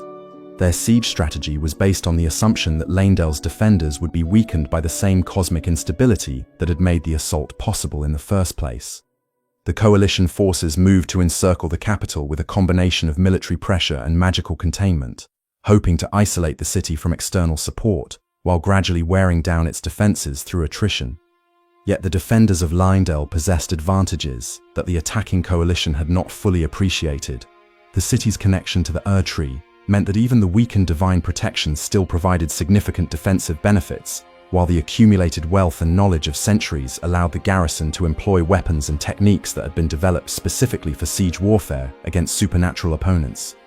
The Crucible Knights, who formed the core of Leyndell's elite forces, had been trained during the early days of the Golden Order, when warfare against chaotic entities was still a regular necessity. Their armor and weapons were specifically designed to function in environments where reality itself was unstable, while their combat techniques emphasized adaptability and survival, rather than the formal dueling styles that had become popular during the peaceful centuries. The siege that developed around Leyndell was unlike any military operation that had occurred during the previous age. The attacking forces found themselves dealing not just with conventional defenses like walls and towers, but with spatial distortions that made it impossible to maintain consistent tactical formations. Areas around the city where reality had become unstable created zones where cause and effect operated according to non-standard rules, turning simple military maneuvers into navigational nightmares. The magical artillery that both sides employed created effects that lingered long after the weapons themselves had been fired. Craters left by sorcerous bombardment became permanent fixtures in the landscape, generating ongoing magical phenomena that made the affected areas dangerous for any future occupation. The very act of conducting siege warfare was transforming the region around Leyndell into a wasteland that would remain uninhabitable for decades. As the siege progressed, it became clear that the coalition forces lacked the cohesion necessary to maintain their assault against determined resistance. The alliance between the lesser demigods had been built on shared desperation rather than compatible goals, and the stress of prolonged warfare began to expose the fundamental differences in their visions for the future. Some of the coalition members wanted to restore the Golden Order exactly as it had existed before the Shattering, believing that the cosmic crisis was a temporary aberration that could be corrected through proper leadership.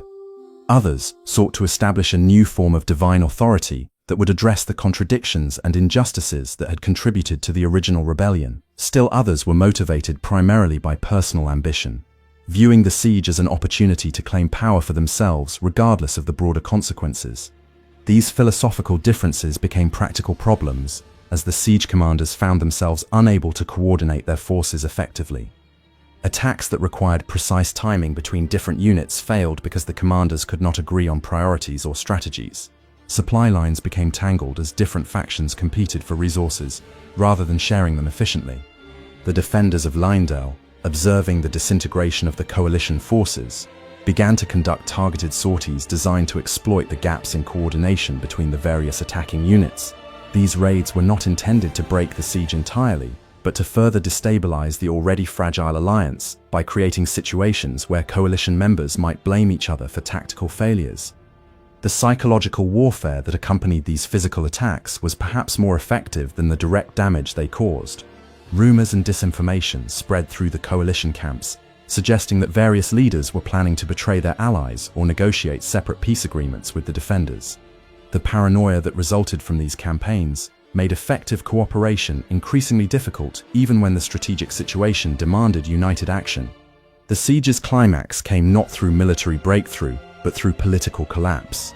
The coalition began to fragment as individual factions concluded that continued cooperation was more likely to result in their destruction than in victory. The withdrawal of key units from the siege lines created gaps that could not be filled, while the remaining forces found themselves too weak to maintain effective pressure on the city's defenses. Yet even as the formal siege collapsed, the damage that had been done to Leyndell was irreversible. The magical bombardment and reality distortions that had characterized the conflict had weakened the city's supernatural foundations in ways that could not be easily repaired. The divine protections that had once made the capital impregnable were now so compromised that future attacks would face far less resistance.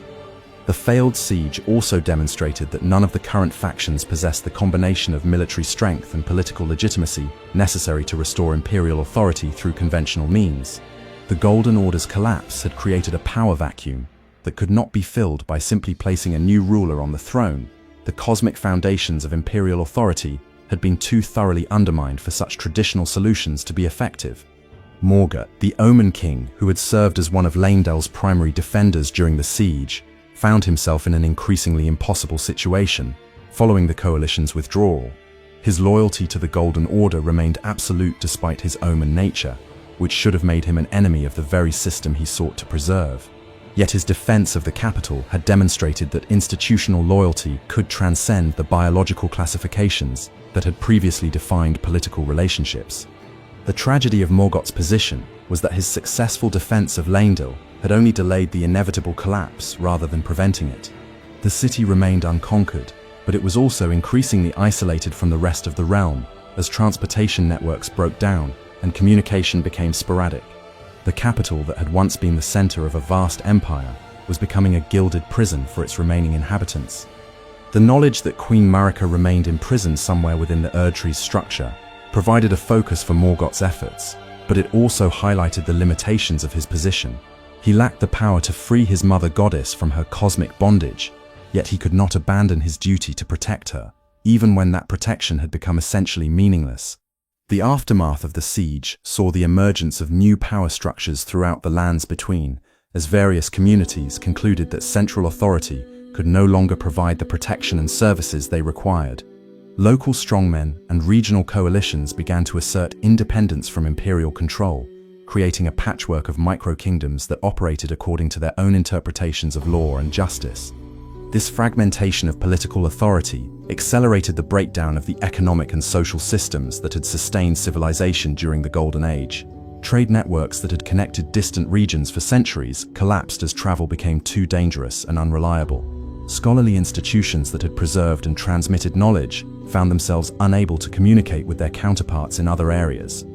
The siege of Leyndell had failed to achieve its immediate objectives, but it had succeeded in demonstrating that the age of centralized divine authority was ending. The future of the lands between would be determined not by whoever could claim the imperial throne, but by those who could adapt to a world where power was distributed among multiple competing factions, with irreconcilable differences about the fundamental nature of existence itself. Chapter 9. The Long Stalemate. The failure of the Siege of Leyndell marked the beginning of what historians would later call the Long Stalemate, a period when the major factions of the Shattering found themselves locked in a strategic deadlock that none possessed the power to break through military action alone. Each great rune-bearer had demonstrated their ability to defend their core territories and maintain their essential operations, but none had proven capable of projecting force effectively enough to eliminate their rivals or achieve decisive territorial gains. This stalemate was not the result of balanced power so much as mutual exhaustion. The cosmic energies that the demigods drew upon through their great runes were vast but not infinite, and the sustained conflicts of the previous years had pushed several of them to the limits of their endurance. More importantly, the environmental damage caused by their supernatural warfare had created logistical problems that made large-scale military operations increasingly difficult to sustain. Godric, ensconced in Stormvale Castle, had transformed himself through grafting to such an extent that he could barely be considered the same being who had begun the war. His accumulated power was immense, but it came at the cost of psychological coherence and strategic thinking ability. The creature he had become was more force of nature than military commander, capable of devastating any direct assault on his fortress, but unable to coordinate the complex operations that conquest would require. The castle itself had been transformed into a reflection of its master's grotesque evolution. The noble fortress that had once stood as a symbol of honorable resistance was now a charnel house where Godric's followers competed to provide their lord with ever more exotic grafting materials.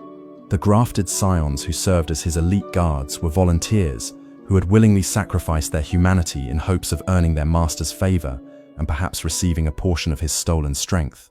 Yet, despite his individual power, Godric found himself increasingly isolated from potential allies and sources of new strength. The horrific reputation that preceded his forces made diplomatic cooperation impossible, while the environmental damage caused by his grafting experiments had rendered large portions of Limgrave uninhabitable for normal populations.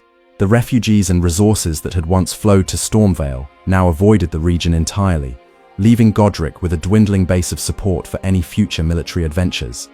Radahn, still maintaining his cosmic duty of holding back the stars while simultaneously defending Caelid from multiple threats, had reached a state of functional madness that made him simultaneously more and less dangerous than he had been during the war's earlier phases. His commitment to his stellar responsibilities remained absolute, but his ability to distinguish between genuine threats and imaginary enemies had deteriorated to the point where he would attack anything that approached his position. The Radahn festival that his followers organized was both a celebration of their general's achievements and a desperate attempt to find someone capable of ending his suffering. The warriors who participated in these events were not seeking personal glory, but hoping to provide their beloved commander with the honorable death that his condition had made impossible for him to achieve on his own. The environmental consequences of Radahn's cosmic duties had made Caelid increasingly difficult to inhabit for anyone except the most hardy and adaptable survivors. The gravitational anomalies that surrounded his position created zones where the normal relationships between mass and acceleration no longer applied, while the scarlet rot that had spread from Malenia's bloom continued to transform the landscape in ways that made conventional agriculture and settlement impossible. Malenia herself had withdrawn to the Harlig tree following her devastating encounter with Radahn, her condition now so advanced by the scarlet rot that she spent most of her time in a state resembling hibernation. The goddess of war, who had once been the most feared combatant in the realm, was now barely able to maintain consciousness for extended periods, while her followers worked desperately to find some way to halt or reverse her corruption. The Harlig tree that served as Malenia's stronghold had become a place of terrible beauty, where the healing magic that Miquella had embedded in its structure struggled constantly against the corruption that its guardian carried. The result was a landscape that existed in permanent tension between life and death, growth and decay, creating an environment that was both wondrous and horrifying to behold. The Clean Rot Knights, who remained loyal to Malenia despite her condition, represented a level of devotion that bordered on madness. These warriors had accepted their own inevitable corruption as the price of continuing to serve their goddess. transforming their loyalty into a form of collective suicide that they embraced with religious fervor. Their presence around the Hulug tree created a defensive force that few enemies would be willing to engage directly. Rykard's transformation through fusion with the Great Serpent had progressed to the point where his original personality existed only in fragments, scattered throughout a consciousness that was primarily devoted to consumption and corruption. The Lord of Blasphemy had achieved the kind of power that could challenge cosmic authority directly, but at the cost of becoming something that was fundamentally hostile to all forms of existence. Volcano Manor had become a center for research into forms of magic that violated the fundamental laws governing reality itself. The knowledge that Rykard's scholars pursued was not merely forbidden, but actively dangerous to sanity and existence, drawn from sources that predated the current cosmic order and operated according to principles that were fundamentally hostile to life as it was commonly understood. The techniques and weapons that emerged from these blasphemous research projects represented applications of power that should have been impossible within the cosmic framework established by the Elden Ring. The fact that they functioned at all demonstrated how thoroughly the Shattering had destabilized the laws that governed reality, creating opportunities for forces that had been suppressed since the beginning of recorded history. Moja's underground realm had expanded significantly during the stalemate period, as refugees from the surface conflicts sought shelter in communities that operated according to different principles than those that had failed above ground. The blood magic that the Lord of Blood practiced offered forms of empowerment and community that were seductive to those who had lost everything else, even when the price of participation included the gradual loss of individual identity and autonomy. The rituals conducted in Mogwyn Palace were designed not simply to grant power to their participants, but to fundamentally alter their relationship to existence itself. Followers who underwent the blood baptism found themselves bound together in ways that made individual identity increasingly irrelevant, while their enhanced abilities came at the cost of independence and free will. The most disturbing aspect of Moga's expansion was his continued obsession with claiming Miquella as a consort for some dark ritual that would fundamentally alter the nature of divine existence. The techniques he employed to infiltrate the Hulug tree and corrupt its inhabitants were subtle enough to avoid direct confrontation, while gradually undermining the sanctuary's foundational principles. Rani, operating from her hiding places in the ruins of her former life, had spent the stalemate period building the network of agents and resources that would be necessary for the final phase of her revolutionary plan. The cosmic winter that she intended to bring about would require not just the destruction of the current order, but the creation of entirely new structures that could exist independently of divine authority. The techniques that Rani developed for achieving this transformation drew upon knowledge from sources that had been suppressed or forgotten since the Greater Will's arrival in the world. Ancient forms of magic that operated according to stellar influences rather than terrestrial divine authority provided the foundation for rituals that could sever the connections between the lands between and the cosmic forces that had shaped its development. Yet even Rani's revolutionary vision was proving more difficult to implement than she had anticipated. The cosmic order that she sought to replace had become so thoroughly integrated into the fundamental structure of reality that removing it would require changes that might destroy everything she hoped to preserve. The freedom she sought for herself and others might only be achievable at the cost of making existence itself impossible. The long stalemate was characterized not just by military deadlock, but by a gradual recognition among all the participants that the conflict they were engaged in could not be resolved through conventional victory or defeat. The cosmic forces that had been unleashed by the Shattering had created problems that transcended the political and territorial disputes that had initiated the war. Each faction had achieved something that resembled success within their own domains, but none had found a way to address the underlying contradictions that made their victories incomplete and unsustainable. The great runes that granted them power also bound them to cosmic responsibilities that prevented them from enjoying the fruits of their achievements, while the environmental and social damage caused by their conflicts made traditional forms of governance increasingly ineffective. The populations that survived in the territories controlled by the various factions had adapted to conditions that would have been unimaginable during the Golden Age. Communities learned to function in environments where reality itself was unreliable, while individuals developed skills and attitudes that allowed them to navigate a world where traditional sources of meaning and security had been eliminated.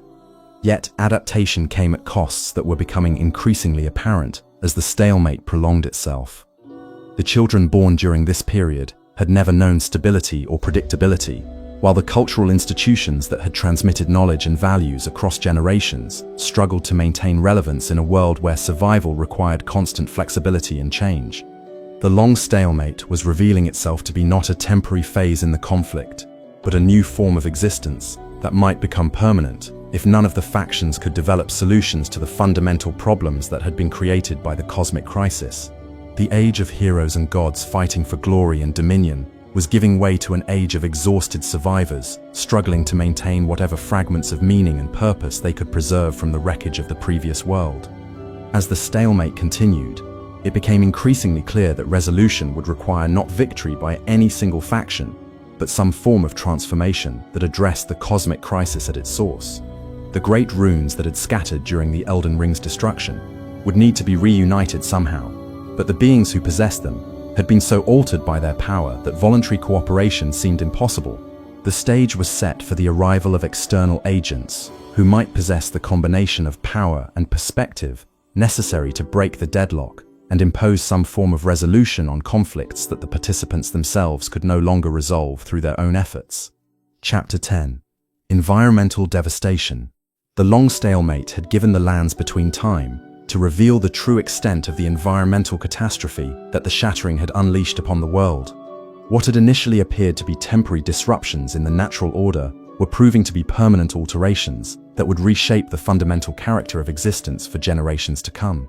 The cosmic forces that the demigods wielded through their great runes had not simply been weapons of war, but instruments of ecological transformation that operated according to principles no mortal mind had fully comprehended. Leyndell bore the most visible scars of this transformation, where millennia's bloom of Adamaya had created a landscape that existed in a state of permanent corruption. The scarlet rot that had spread from the site of her climactic battle with Radon was not simply a disease, but a force of cosmic transformation that rewrote the basic properties of matter and energy within the affected regions. Plants that grew in contaminated soil developed characteristics that made them toxic to both animals and humans, while water sources became breeding grounds for organisms that existed in states between life and death. The mutations that occurred in Leyndell were not random, but followed patterns that suggested an underlying intelligence directing the transformation process. Creatures that had been ordinary animals before the rot's arrival developed abilities and characteristics that seemed designed specifically to spread the corruption further.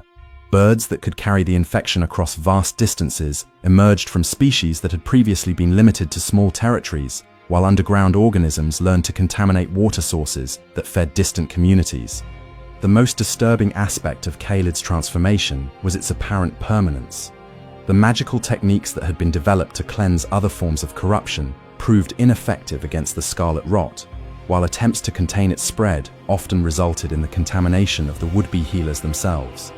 The landscape that had once been among the most fertile in the lands between was being transformed into something that could not support traditional forms of life.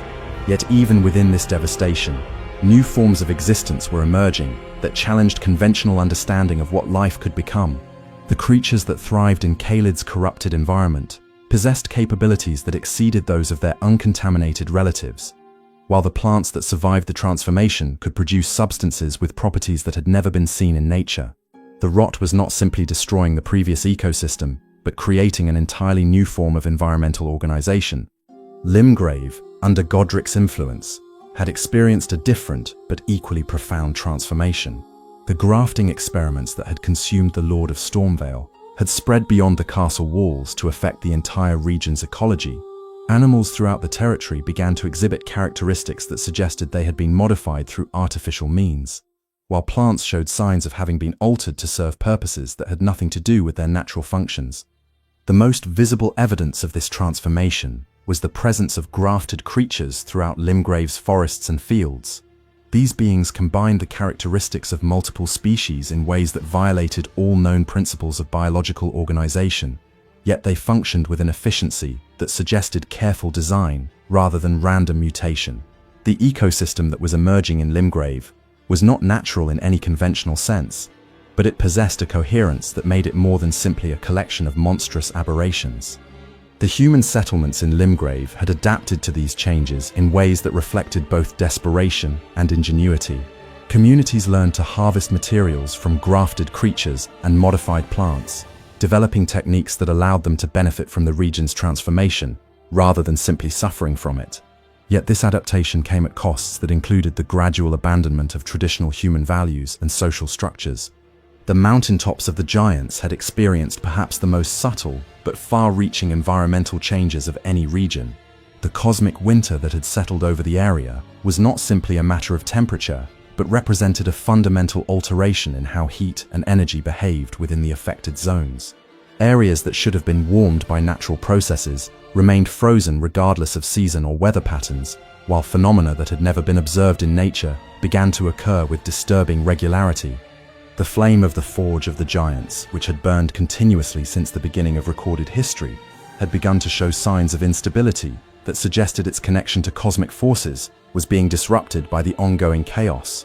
The fire that had once served as a beacon of hope and continuity was becoming unreliable, sometimes burning with colors that had no natural explanation and producing heat that followed no recognizable patterns. The giants themselves, those ancient beings who had served as guardians of the Forge, were showing signs of the same cosmic corruption that was affecting other supernatural entities throughout the realm. Their traditional role as maintainers of cosmic balance was becoming impossible to fulfill, as the forces they were meant to channel became increasingly chaotic and unpredictable. Stormvale's immediate environment had been transformed by Godric's presence in ways that made it a microcosm of the larger ecological disaster. The castle's surroundings had become a hunting ground, where creatures competed to demonstrate their worthiness for potential grafting, creating an ecosystem based on predation and strength rather than the natural balance that had previously characterized the region. The storm that had once raged above the castle with predictable patterns had been altered by the cosmic chaos to become something far more dangerous and unpredictable.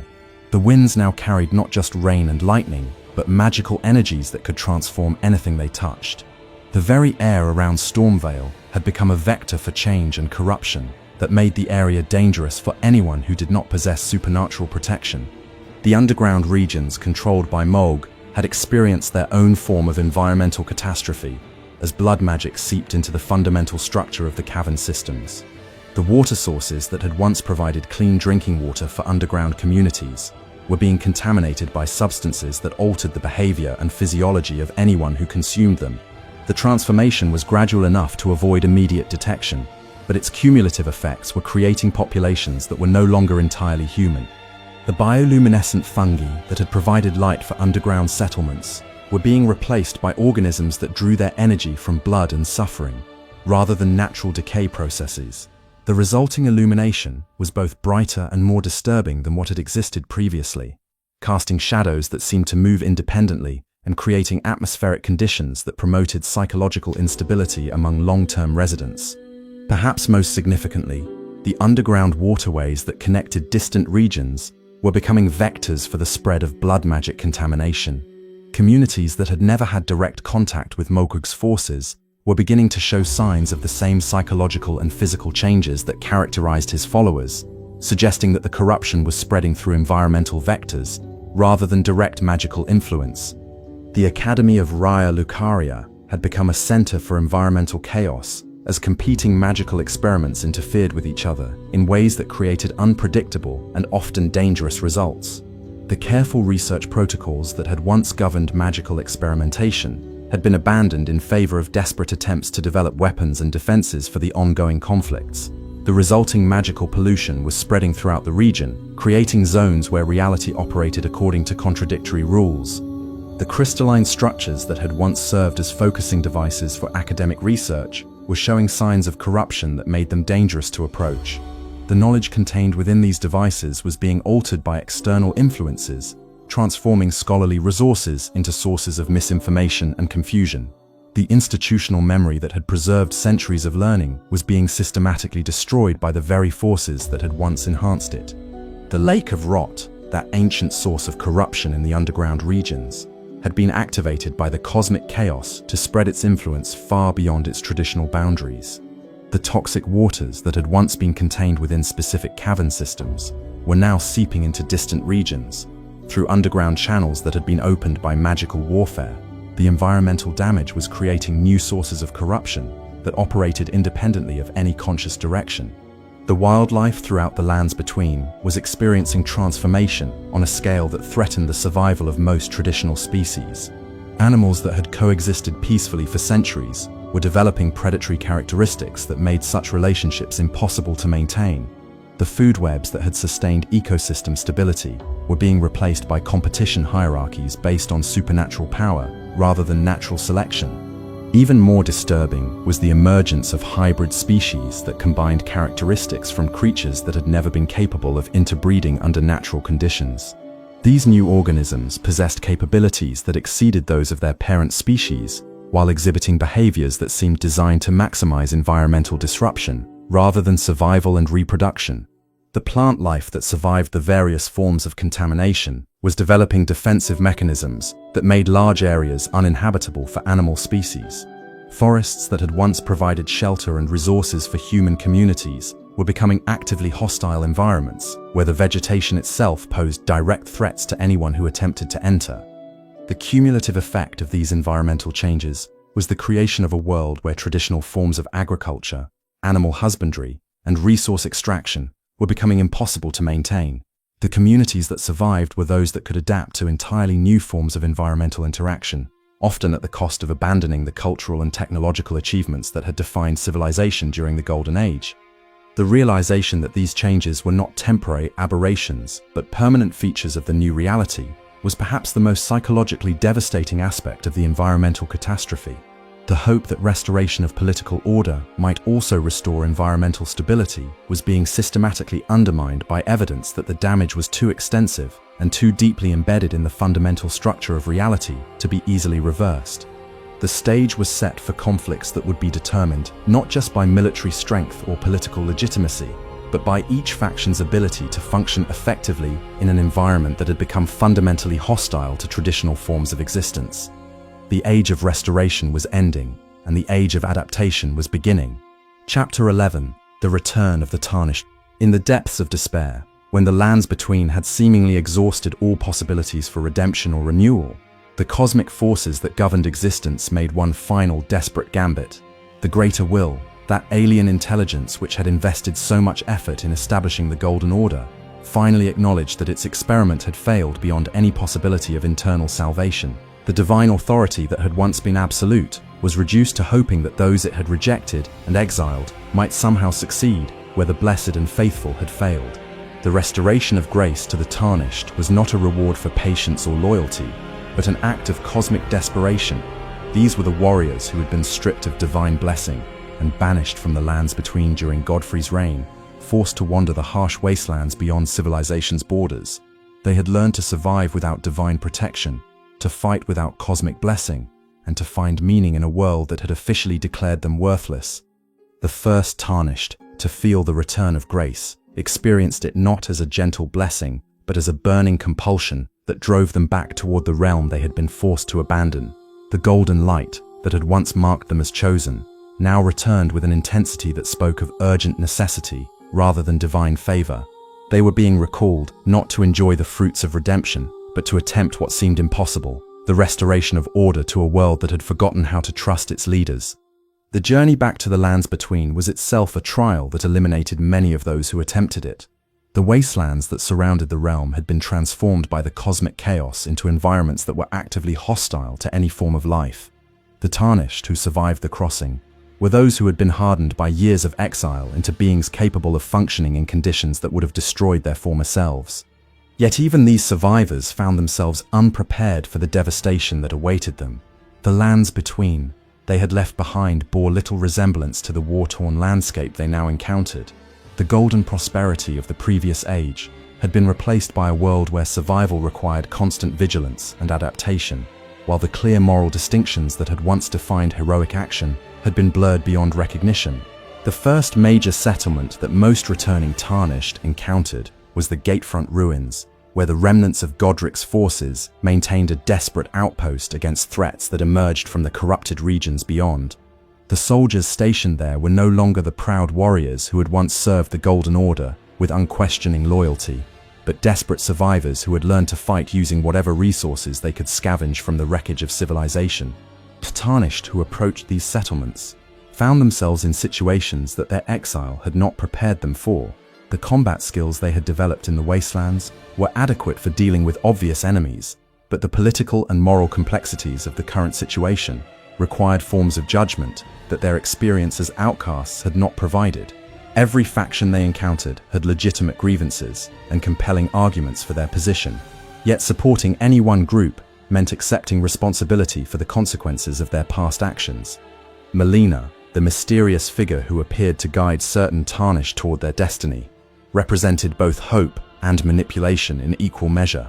Her knowledge of the situation's true complexity was far greater than she initially revealed, while her motivations remained obscure even to those who traveled with her for extended periods. The assistance she provided was genuine and essential, but it came with implications that only became clear when the recipients were too committed to their path to easily turn back. The relationship between Melina and the Tarnished she chose to guide was built on mutual need rather than trust or affection. She required agents capable of actions that she could not perform herself, while they needed knowledge and resources that only someone with her connections could provide. Yet this practical arrangement gradually developed into something deeper, as both parties came to understand the true scope of the task they had undertaken together.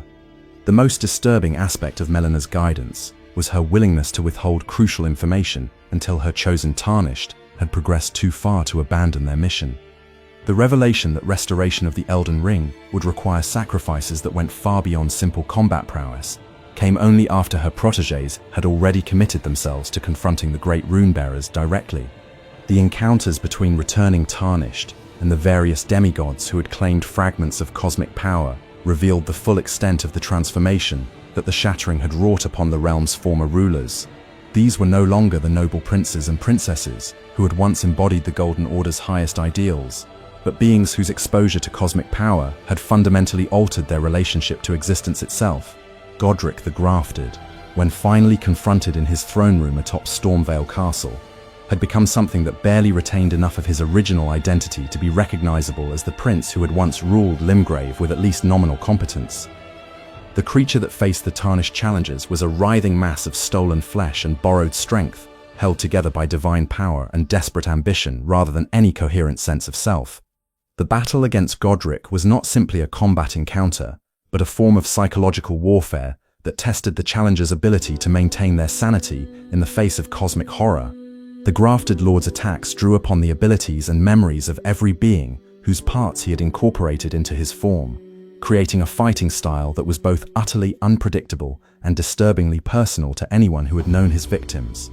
Yet perhaps the most tragic aspect of Godric's condition was that beneath the layers of stolen flesh and borrowed power, fragments of his original personality still existed.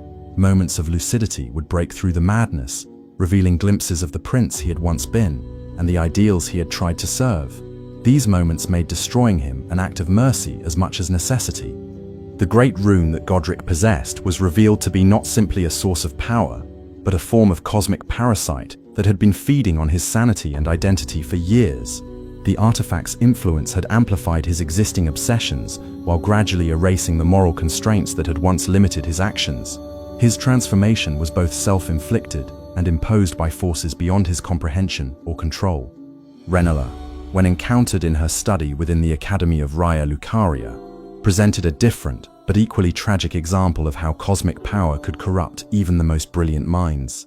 The Queen of the Full Moon had been one of the greatest sorcerers of her generation, a scholar whose understanding of stellar magic had rivaled that of the ancient dragons themselves. Yet her exposure to rebirth magic and her psychological trauma from Radagon's abandonment had transformed her into something that existed in a state of constant delusion.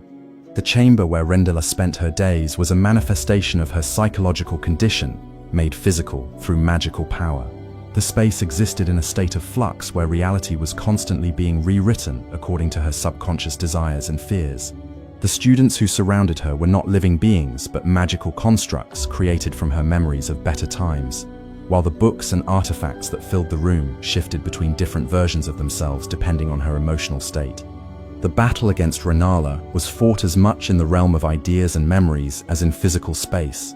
Her attacks drew upon the full power of Carian royal sorcery, but they were directed by a mind that could no longer distinguish between past and present, reality and desire. The challenge for any Tarnished who faced her was not simply to overcome her magical defenses, but to navigate the constantly shifting rules of engagement that her condition imposed upon the encounter. Yet even in her madness, Leyndell retained enough awareness to recognize the futility of her situation. The rebirth magic she wielded offered the promise of renewal and transformation, but it could not address the fundamental sources of her pain and confusion. Each attempt to recreate the happiness she had lost only served to remind her of how thoroughly it had been destroyed. Radan, the star's scourge, when finally located in the corrupted wastes of Khalid, had become perhaps the most pitiable of all the great rune-bearers. The mighty general who had once commanded the respect and loyalty of entire armies was now a mindless force of destruction, maintained in his cosmic duty through pure instinct, while his consciousness had been consumed by the Scarlet Rot's corruption and the weight of his stellar responsibilities. The festival that Radon's followers organized in hopes of finding someone capable of granting their general an honorable death was both a celebration of his achievements and a desperate admission of their own helplessness. The warriors who participated in these events understood that they were not seeking victory in any conventional sense, but hoping to provide their beloved commander with the peace that his condition had made impossible for him to achieve alone. The battle against Radon required not just martial skill, but the ability to function in an environment where the fundamental laws of physics had been altered by his gravitational manipulations. Combatants found themselves fighting in conditions where up and down were relative concepts, while the very air was filled with projectiles that moved according to trajectories that defied normal understanding. Yet perhaps the most challenging aspect of facing Radon was the knowledge that victory would mean ending the life of someone who had sacrificed everything in service to others. The general's cosmic duty of holding back the stars was the only thing preventing catastrophic asteroid impacts that would have destroyed large portions of the world. His death would restore his peace, while potentially dooming countless innocents to destruction. The moral complexity of these encounters forced the Tarnished to confront questions about justice, mercy, and responsibility that had no clear answers. Each great rune-bearer had become what they were through a combination of external pressure, personal choice, and cosmic influence that made simple judgments of guilt or innocence meaningless. Yet allowing them to continue existing in their current states would perpetuate suffering on a massive scale. The psychological toll of these confrontations was perhaps the greatest challenge that the returning Tarnished faced. Warriors who had survived years of exile and hardship found themselves broken by the moral weight of actions that were both necessary and unforgivable. The grace that had called them back to the lands between provided power and purpose, but it offered no protection against the emotional consequences of the choices they were forced to make. Some Tarnished responded to these challenges by embracing nihilism, concluding that the moral complexities of the situation made any action equally valid or invalid. These individuals often became as dangerous as the enemies they had been sent to defeat, their power corrupted by the same cosmic forces that had destroyed the original order. Others sought to maintain their moral integrity by developing elaborate philosophical justifications for their actions, creating belief systems that could accommodate the contradictions they encountered. Yet these intellectual constructs often proved inadequate when faced with the immediate reality of suffering and loss that their choices inevitably created. The few Tarnished who managed to retain both their sanity and their moral compass were those who learned to accept the tragic nature of their situation without allowing it to paralyze them. They understood that restoration of order would require actions that could not be justified by conventional ethical standards, yet they refused to abandon their responsibility to minimize harm whenever possible. The journey toward Leyndell and the final confrontation with the cosmic forces that had created the crisis revealed the true scope of what restoration would require. The great runes scattered among the demigods were not simply political prizes, but fragments of cosmic authority that would need to be reunited before any lasting solution could be achieved.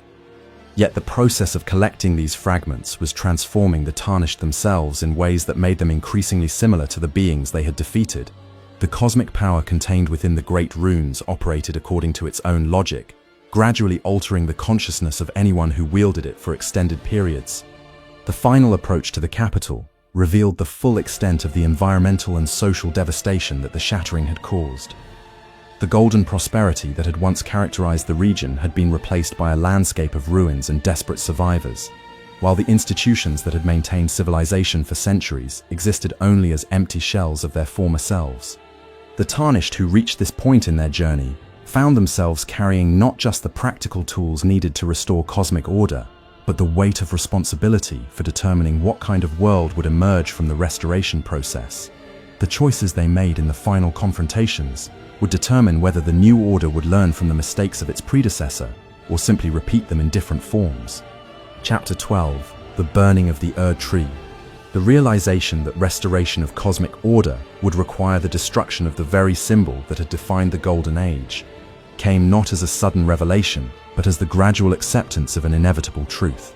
The Erd Tree, that magnificent testament to divine authority that had reached toward the heavens for centuries, had become not just a symbol of the old order, but an active obstacle to any form of renewal. Its roots had grown too deep into the fundamental structure of reality, binding the cosmic forces so tightly that change could only come through complete dissolution.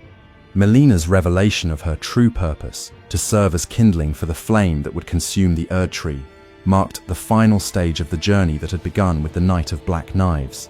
The mysterious guide who had shepherded certain Tarnished through their trials was revealed to be a being created specifically for this moment of destruction, her entire existence oriented toward a single act of cosmic sacrifice that would clear the way for whatever was to come. The conversation between Melina and her chosen Tarnished on the mountaintop before the Forge of the Giants carried weight that went far beyond its immediate practical implications. This was not simply a discussion of tactics or strategy, but a final reckoning with the moral implications of actions that would determine the fate of all existence within the lands between. Melina's willingness to sacrifice herself for the possibility of renewal embodied both the noblest and most troubling aspects of the cosmic crisis.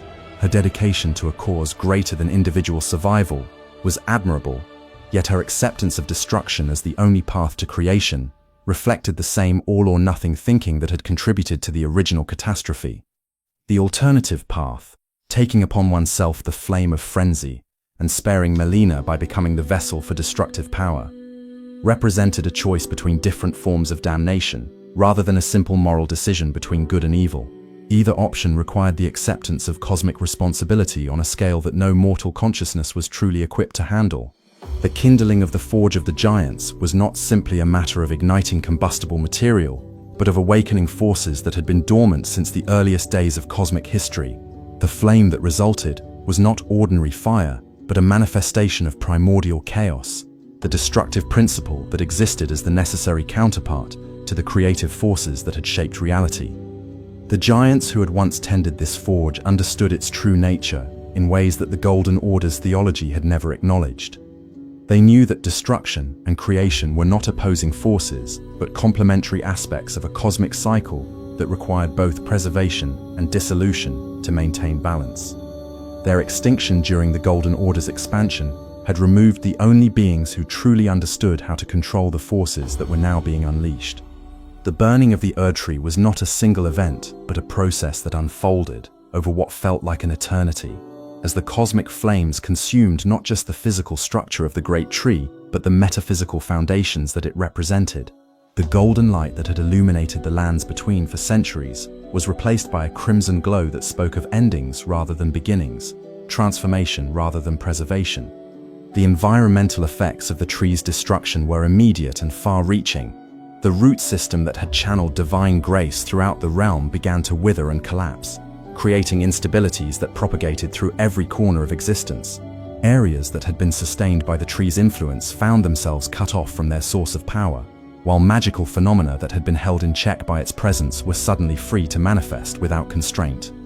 The psychological impact on the surviving populations was perhaps even more devastating than the physical effects. The Erdtree had been more than a symbol. It had been a constant presence that provided meaning and purpose to countless lives.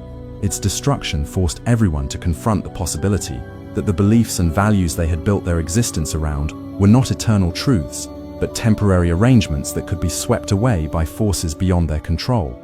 The creatures and beings that had been sustained by the tree's grace found themselves facing an existential crisis that went beyond simple mortality.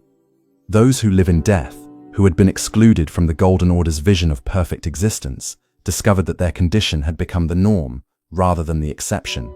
The clear distinctions between life and death, order and chaos, that had once defined reality, were dissolving into something far more complex and ambiguous. Yet even as the old order died in flames, the seeds of something new were beginning to take root in the ashes. The great runes that had been scattered during the Shattering were responding to the cosmic upheaval by seeking new forms of unity that went beyond simple reassembly of the original structure. The fragments of cosmic authority were learning to work together in ways that had never been possible, while they remained bound by the greater will's rigid hierarchy. The Tarnished who had gathered these fragments found themselves serving not just as collectors of cosmic power, but as mediators between forces that had spent years learning to hate and fear each other. The challenge was not simply to reunite the scattered pieces, but to forge them into something that could function more effectively than what had existed before. The process of cosmic reconstruction required not just power, but wisdom, the ability to understand which aspects of the old order had been worth preserving and which had contributed to its ultimate failure. The temptation to simply restore what had been lost was strong, but the evidence of that system's flaws was too overwhelming to ignore. The throne room where the final confrontation would take place had been transformed by the Erd trees burning into something that existed at the intersection of multiple realities. The space was no longer bound by the physical laws that had once constrained it, allowing for encounters that operated according to rules that combined elements from different cosmic arrangements. Queen Marika, when finally encountered in her place of imprisonment, had been transformed by centuries of captivity into something that embodied all the contradictions that had led to the cosmic crisis. She remained the goddess who had established the Golden Order, but she was also the rebel who had shattered it in grief and rage. Her divine nature was both intact and fundamentally altered by the forces that had been unleashed by her own actions. The conversation between Marika and the Tarnished who had come to claim the throne carried the weight of cosmic history. This was not simply a political negotiation, but a final reckoning with the legacy of choices that had shaped the development of civilization for millennia. The goddess who had once wielded absolute authority was now forced to confront the consequences of decisions that had seemed justified at the time, but had ultimately proven catastrophic. Radagon's presence within Marika's divine form created a dialogue that was simultaneously internal monologue and cosmic debate. The aspects of divine nature that sought to preserve order at any cost confronted the aspects that recognized the need for change and renewal. Their conflict embodied the fundamental tension between stability and growth that had always existed at the heart of cosmic authority. The final battle was fought not just with weapons and magic, but with competing visions of what existence should become. Each attack carried with it an argument about the nature of reality, while every defense represented a commitment to particular values and priorities. The outcome would determine not just who held power, but what kind of power would be exercised, and according to what principles. The Elden Beast, that cosmic entity which served as the greater will's ultimate representative, embodied all the alien logic that had shaped the Golden Order's development. Its presence revealed that the cosmic crisis had never been simply a conflict between mortal beings, but a struggle between different forms of consciousness that operated according to fundamentally incompatible principles. The battle against the Elden Beast required the Tarnished to transcend their mortal limitations and function on a cosmic scale that matched their opponent's true nature. This was not simply a matter of enhanced power, but of expanded consciousness, the ability to think and act according to principles that encompassed the needs of entire civilizations, rather than individual survival. The victory that emerged from this final confrontation was not the triumph of good over evil, but the establishment of a new cosmic arrangement that incorporated elements from all the competing visions that had shaped the conflict. The order that would replace the Golden Order would need to be flexible enough to accommodate change, while maintaining enough stability to support civilization. The choices made in this ultimate moment would echo through whatever ages were to come, determining whether the new arrangement would learn from the mistakes of its predecessor or find new ways to fail. The responsibility for making these choices fell to beings who had been shaped by conflict and loss, their wisdom tempered by suffering, but also limited by the very experiences that had prepared them for this moment. Chapter 13. The Age of Abandonment. The aftermath of the Erd trees burning ushered in what scholars would later call the Age of Abandonment, a period when the cosmic forces that had shaped civilization for millennia simply withdrew from active involvement in mortal affairs. The Greater Will, having witnessed the failure of its grand experiment in imposed order, concluded that direct intervention had created more problems than it had solved. The divine authority that had once micromanaged every aspect of existence was replaced by a vast cosmic silence that left the surviving populations to determine their own fate. This abandonment was not merely political, but ontological in scope. The magical laws that had governed reality under the Golden Order ceased to function reliably, while the spiritual certainties that had provided meaning and purpose to countless lives simply evaporated. Communities that had organized themselves around divine commandments and cosmic hierarchies found themselves adrift in a universe that no longer provided clear guidance about right and wrong, meaning and purpose. The Tarnished, who had succeeded in their quest to restore cosmic order, discovered that their victory was far more ambiguous than they had anticipated. The power to reshape reality according to their vision was real, but it came with the responsibility of determining what that vision should be, without any higher authority to provide guidance or validation. The freedom they had won was absolute, but it was also terrifying in its implications. The various endings that different Tarnished chose reflected not just personal preference, but fundamental philosophical positions about the nature of existence and responsibility. Some sought to restore a version of the Golden Order that would address the flaws that had led to the original catastrophe. Others embraced more radical solutions that would prevent similar crises by eliminating the possibility of cosmic authority entirely. The Age of Stars that Rani offered represented perhaps the most complete break with the previous cosmic arrangement. Her vision of existence governed by cold stellar distance rather than warm divine presence appealed to those who had concluded that all forms of authority inevitably became corrupt given sufficient time and power. Yet even this solution carried its own dangers, as isolation and independence could lead to their own forms of sterility and despair. The Lord of Frenzied Flame, Ending, embodied the ultimate nihilistic response to cosmic crisis, the conclusion that existence itself was the problem, and that the only honest solution was universal destruction. This path attracted those who had been so traumatized by the suffering they had witnessed, that they could no longer imagine any form of renewal that would justify the pain required to achieve it. The restoration of the Golden Order, with variations, represented attempts to preserve what was valuable from the previous age, while addressing its most obvious flaws. These solutions appealed to those who believed that the fundamental principles of cosmic law were sound, even if their implementation had been corrupted by pride and inflexibility. Yet the challenge of maintaining divine authority while preventing its abuse proved more difficult than many of its advocates had anticipated. The return of the Tarnished to positions of cosmic authority marked a fundamental shift in the relationship between mortality and divinity. Unlike the previous generation of rulers, who had been born into their roles and raised to accept divine authority as natural and inevitable, the new lords had earned their positions through suffering and struggle. Their understanding of power was shaped by experience with powerlessness, making them simultaneously more empathetic and more ruthless than their predecessors.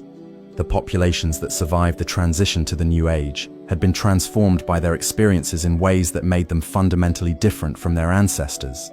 Communities that had learned to function without divine protection during the chaos of the Shattering were not eager to surrender their hard-won independence to new authorities, regardless of how benevolent those authorities claimed to be. The social structures that emerged during the Age of Abandonment reflected these changed circumstances. Traditional hierarchies based on birth and divine favor were replaced by more fluid arrangements that emphasized competence and adaptation. The ability to survive and thrive in unstable conditions became more valuable than noble lineage or religious orthodoxy. Economic systems that had been based on the assumption of cosmic stability had to be completely reimagined for a world where the fundamental rules could change without warning. Trade relationships that had functioned for centuries collapsed as communities concluded that self-sufficiency was safer than interdependence. The prosperity that had characterized the Golden Age was replaced by a more modest, but perhaps more sustainable approach to resource management.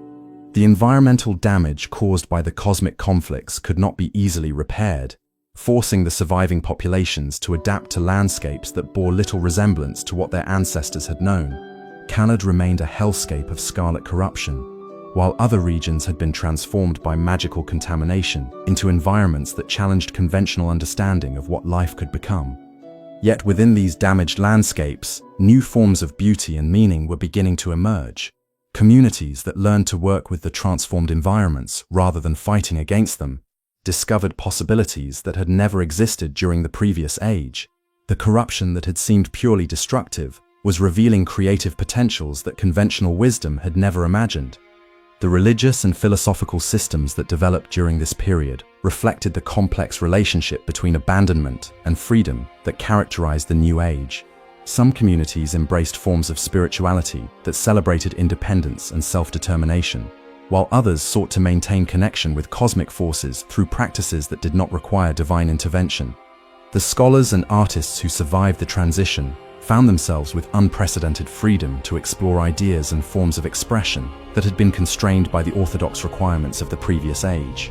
Yet this freedom came with the responsibility of creating meaning and value without external validation, a challenge that proved both liberating and overwhelming.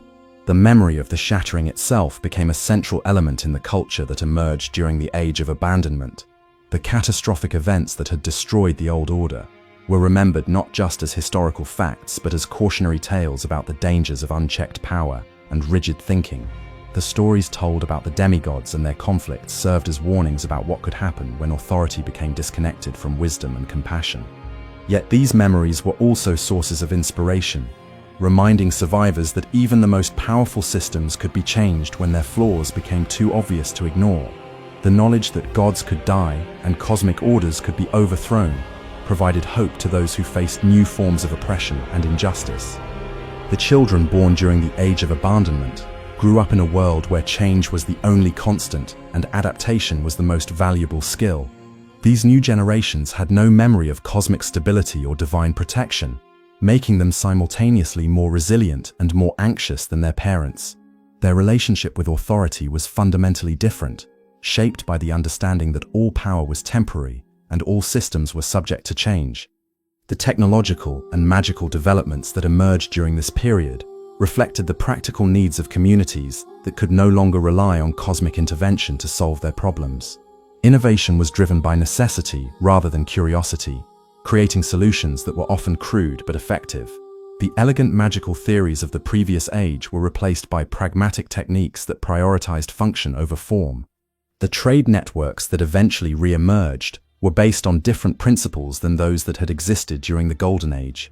Trust was earned through demonstrated reliability rather than assumed based on divine blessing or noble status. Agreements were structured to account for the possibility of sudden change, while payment systems were designed to function even when conventional currency became worthless. The military organizations that provided security during this period were fundamentally different from the armies that had fought during the Shattering. These forces were smaller and more flexible, emphasizing mobility and adaptation over raw power. The supernatural weapons and techniques that had characterized divine warfare were largely abandoned in favor of more reliable conventional approaches. The Age of Abandonment was revealing itself to be not just a transitional period between cosmic orders, but a fundamentally different approach to existence that might become permanent. The freedom from divine authority that had initially seemed like a loss was beginning to be understood as an opportunity to develop forms of civilization that were more responsive to actual human needs rather than cosmic imperatives. Yet this freedom came with costs that were only beginning to be understood. The meaning and purpose that divine authority had provided, however flawed its implementation, could not be easily replaced by purely human institutions. The sense of cosmic significance that had sustained previous generations through hardship and loss was gradually being replaced by more modest, but perhaps more honest assessments of mortal importance. The legacy of the Shattering continued to shape the lands between, in ways that went far beyond its immediate political and environmental consequences. The event had demonstrated that even the most fundamental aspects of reality were subject to change, creating both possibilities and anxieties that would influence cultural development for generations to come. Epilogue: The Legacy of Ruin. And so concludes our deep dive into the Shattering, the catastrophic civil war that transformed the lands between from a golden empire into the shattered realm that the Tarnished would eventually inherit. What began as a family dispute among demigods escalated into a cosmic catastrophe that challenged the very foundations of existence itself. The tragedy of the Shattering lies not merely in the destruction it caused, but in how thoroughly it revealed the contradictions and flaws that had always existed within the Golden Order's supposed perfection. The very attempt to banish death and impose eternal stability had created conditions that made such devastating conflict inevitable. When the cosmic dam finally broke, the flood that followed swept away everything that had seemed permanent and eternal. Each of the major participants in this drama was both victim and perpetrator, shaped by forces beyond their control, yet responsible for choices that multiplied suffering beyond measure. Marika's grief-driven shattering of the Elden Ring, Ranni's revolutionary conspiracy, the demigods' subsequent war for dominance, all represented understandable responses to impossible situations that nonetheless created consequences far worse than the problems they sought to solve. The environmental and cultural devastation wrought by the Shattering would echo through the ages, creating the dark and dangerous world that players explore in Elden Ring itself. The twisted creatures, ruined landscapes, and broken societies all bear witness to what happens when divine power is turned to destructive ends, without wisdom or restraint to guide it. Yet from this ultimate catastrophe would eventually come renewal, as the returning Tarnished brought with them the possibility of learning from past mistakes and building something better from the ashes of the old order. Whether that potential was realized depended upon choices yet to be made by those brave enough to take up the burden of rule in a world that had forgotten how to trust its leaders. The legacy of the Shattering continues to shape the lands between, a reminder that even gods can fall, that power without wisdom leads inevitably to ruin, and that sometimes the greatest courage lies not in fighting for what we think we deserve, but in working to heal the wounds that our conflicts have created. The epic tale of how the lands between fell apart teaches us that no order, however golden, is permanent when it fails to address the deeper needs and aspirations of those it governs. And perhaps most importantly, it shows us that even in our darkest hours, even when everything we believed in has crumbled to dust, the possibility of redemption and renewal remains, waiting for those bold enough to seize it. Thank you for joining me on this journey through one of gaming's most devastating and complex conflicts. The story of the Shattering reminds us why we love these deep, intricate narratives that challenge us to think beyond simple tales of good versus evil. If you enjoyed this exploration of Elden Ring's tragic history, please like this video and subscribe to Lore2RPG for more deep dives into gaming's greatest stories. Until next time, keep exploring those epic tales, fellow adventurers.